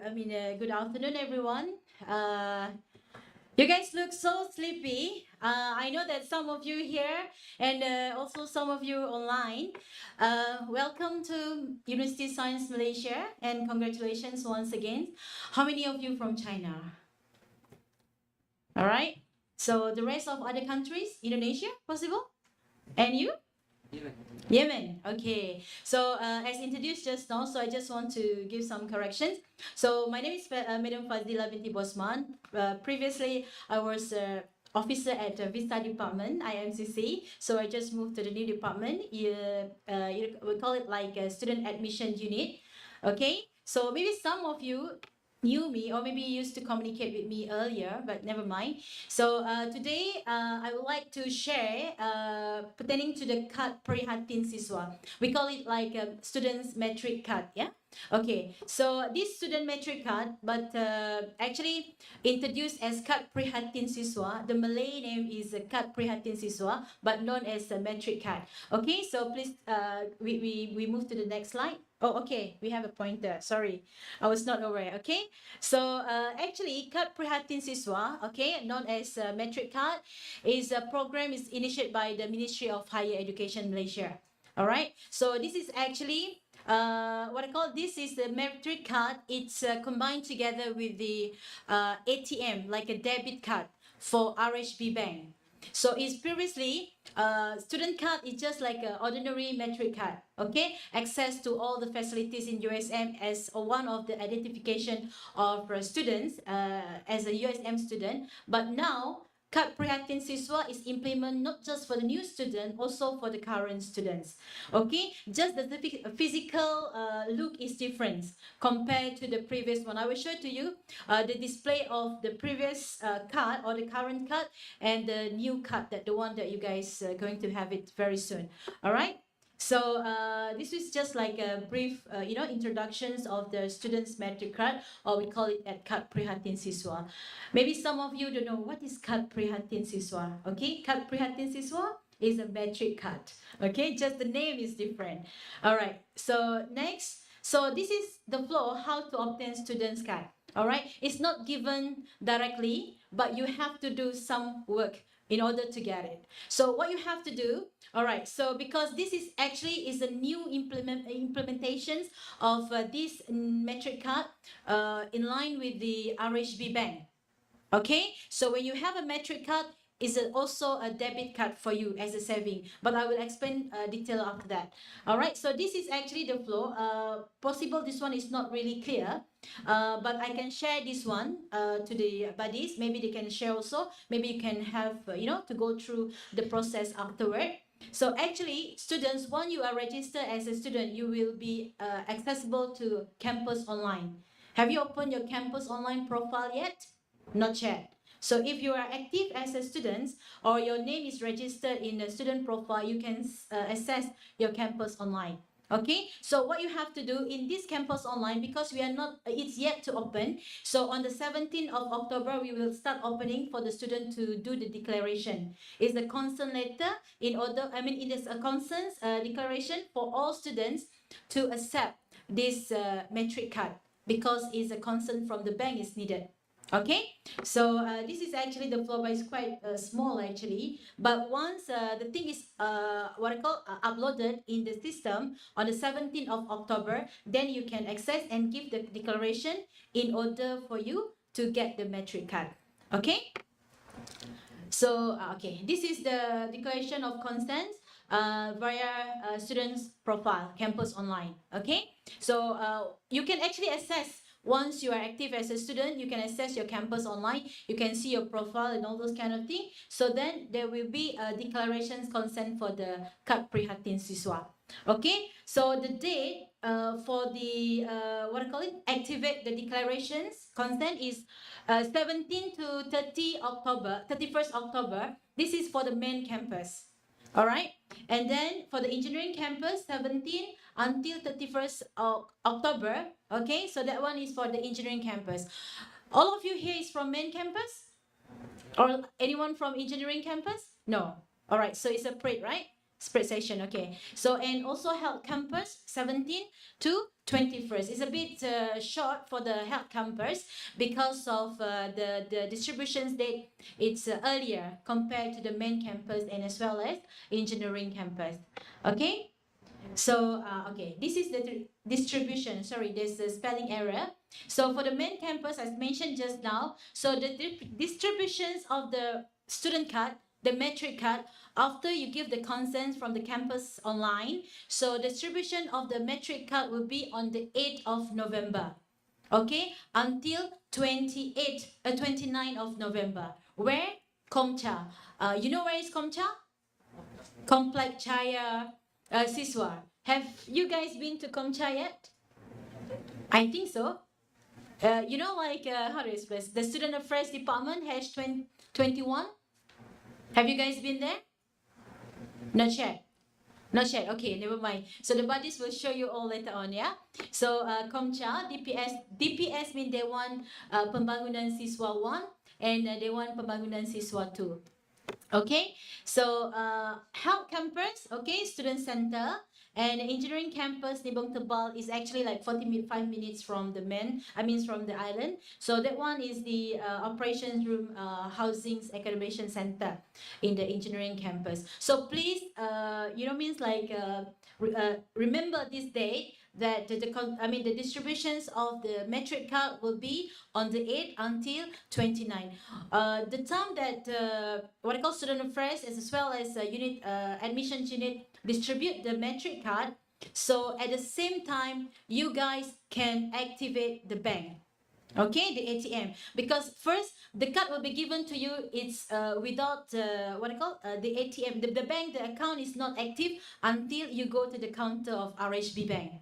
Okay, so if for example you opt not to use the RHB Bank, there's no problem. So but you can just take the metric card. Maybe you want to open CIMB, maybe you want to open another bank. All right, so it's up to you. But in order for you to get the metric card, because it's in line with the RHB, so the declarations, the concerns one from the campus online is a must. You need to do that in order for you to get the metric card. Either you want to use the bank or not, so it's up to you later on, but it's compulsory for you to do the declarations. Okay. All right, so beside than that, while waiting for the metric card, like now, you don't have any identification as a student. All right, so there's an apps, we call it Passport USM. Who's using Android or Apple or App Store, so you can download from the apps Passport USM. Okay, if you are students of USM, you can download these apps so you can see your profile. And in order for you to access to the library, labs, and related to your school, so you can scan the QR code. Okay, so this is for the temporary use in order for you to wait until you get the metric card. Understand? Okay, good. All right, it's very simple actually, it's very brief. But then, just please remember, I hope the buddies also can, remind you all, especially new students, the important date of the distributions and also the date when you need to declare the consents, okay, for the purpose of the metric card distributions. Okay, so this is the look at the display of the new metric card. The RHB, you can see the bank logo there, RHB. That's how it's look. So this, student card, we call it like a metric card, is actually, like you don't have to bring a note. You can go to Nasi Kanda, you can go to any cafe, just cashless. All right, you can use the card. So if you want to, active the bank from the RHB. So, but the consent is important. So the current one is this one. Okay, this is the current one, and the old metric card. So it's a common one, but this one, okay, you can see is a My Debit. Okay, it's a Visa card, right? Okay, so as I mentioned to you just now, so if you want to access to any facilities in USM, please download these apps, Passport USM. Okay. All right, so I believe some of you, online, so possible that some of you is not yet registered, and please do this step. So go to the pohon.usm.my. Some of you here is already registered and active as a student. So some maybe online now, they are not physically here in Malaysia. So please do this step, okay? Download the offer letter and please check out the attendance in order for us to know that you are registered as a student for this semester. Okay? All right, so you can take these detailed numbers, email, phone number. So in case you have further inquiry pertaining to this metric card, so in case you don't know, you blur what to do next, and so on, so please take this number, email, and also the phone number, so you can reach us. Okay, email or by phone. Okay, so where is student admission unit office? At Chancellery level 2. Chancellery level 2. You know where is the Chancellery office? Okay, just beside from this building, the 6th floor building. So where is the Chancellery and all the Deputy Vice Chancellor office was? So that is the office of unit admission, student admission unit at level 2, Chancellery, yeah? Chancellery building. All right, so that's all from me.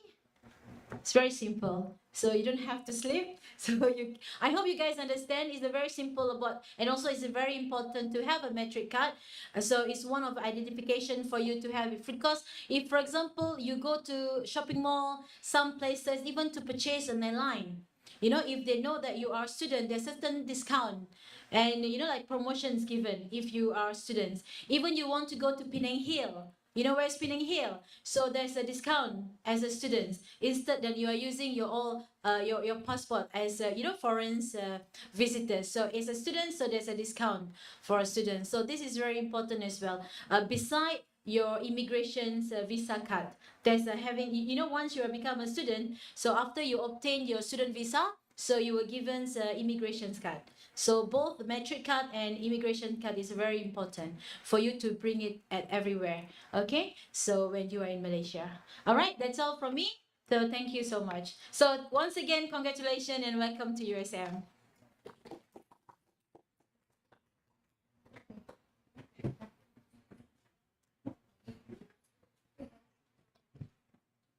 So are there any questions that you would like to ask before Madam Fadzila leaves? No? No questions? Okay. So thank you, Madam Fadzila. So I just want to remind all of the students, both online and physically here, remember to download the app just now, Passport USM.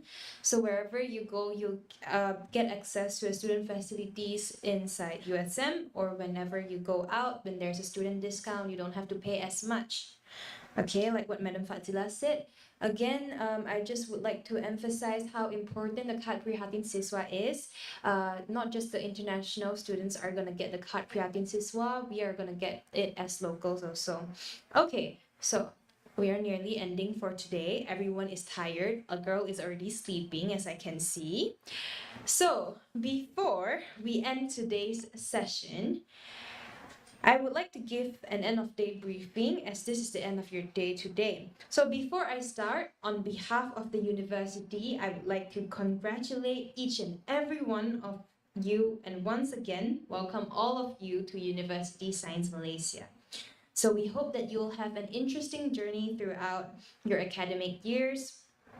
So firstly, I would like to remind Firstly, I would like to remind those who have yet to complete their registration, like what was mentioned by Madam Fadzila just now, or any of the students that are right here, to complete your admission unit registration. Kindly do so by today. Okay, please do not delay it any further. Please log into the link as shown on the slides here. pohon@usm.my. If you cannot remember the longer version, please remember pohon@usm.my, and fill in your passport number to get your offer letter. Okay, after that, you can complete the registration by clicking on the attendance menu on the left of the website, and kindly fill in according to the instructions. I would like to repeat, you have to do it by today for both online and physical full-time students. Also, to add on, tonight we will be having our chilling and grilling session with the team of Hawaiian Party at IMCC Car Park, which was the place that you played your ice-breaking games just now, and DKA, which starts from 7 p.m. and is estimated to end around 11 p.m. So if, for example, one of the questions that was directed to me just now was, what if you do not have a Hawaiian shirt? You can wear as colorful as you like, as long as it's not exposed, okay? So for tomorrow's welcoming session, this is very important, guys. Please listen. For tomorrow's welcoming session of new undergraduates of University Science Malaysia, USM, located at DTSP. Do you guys know where is DTSP? No? Okay. So, have you guys heard of Dewan Tuanku Syed Putra yesterday from the campus tour? Who doesn't know, please raise up your hand. Okay, the easiest access that I can give you is you can type DTSP on your Google Maps, okay? Lock in that location and be sure to be there tomorrow. because your session will start quite early in the morning. And then another thing is, please remember to wear formal clothing. But for more information on this thing, I would like to invite the PPSL to brief you guys tomorrow. It's not going to be long, but you guys have to prepare for tomorrow. Please. Oh, but then I'll invite them later. So remember to go to the TSP, dress in formal clothing, including covered shoes, attire that are at least past your knees level for the females. For the males, be in long trousers or pants with covered shoes. So your call time will be at 8 a.m. at this hall. And one thing to note is that your attendance is compulsory. That means you must come tomorrow. Okay, so for now, for the online students, you may leave the session. Thank you so much for participating today. I know everyone has a long day today, so you can leave the session and take a break. The session for tomorrow is not compulsory, but then there will be a change in platform, so please take note of that. Instead of broadcasting through YouTube Live, we will be broadcasting through Facebook. The link will be provided in the chat box, so be sure to enter the link at 8:30 a.m. But it's not compulsory for online students. For physical students, however, it is compulsory. So after hearing this, the students may leave now. Online students, physical students, please stay here for a while.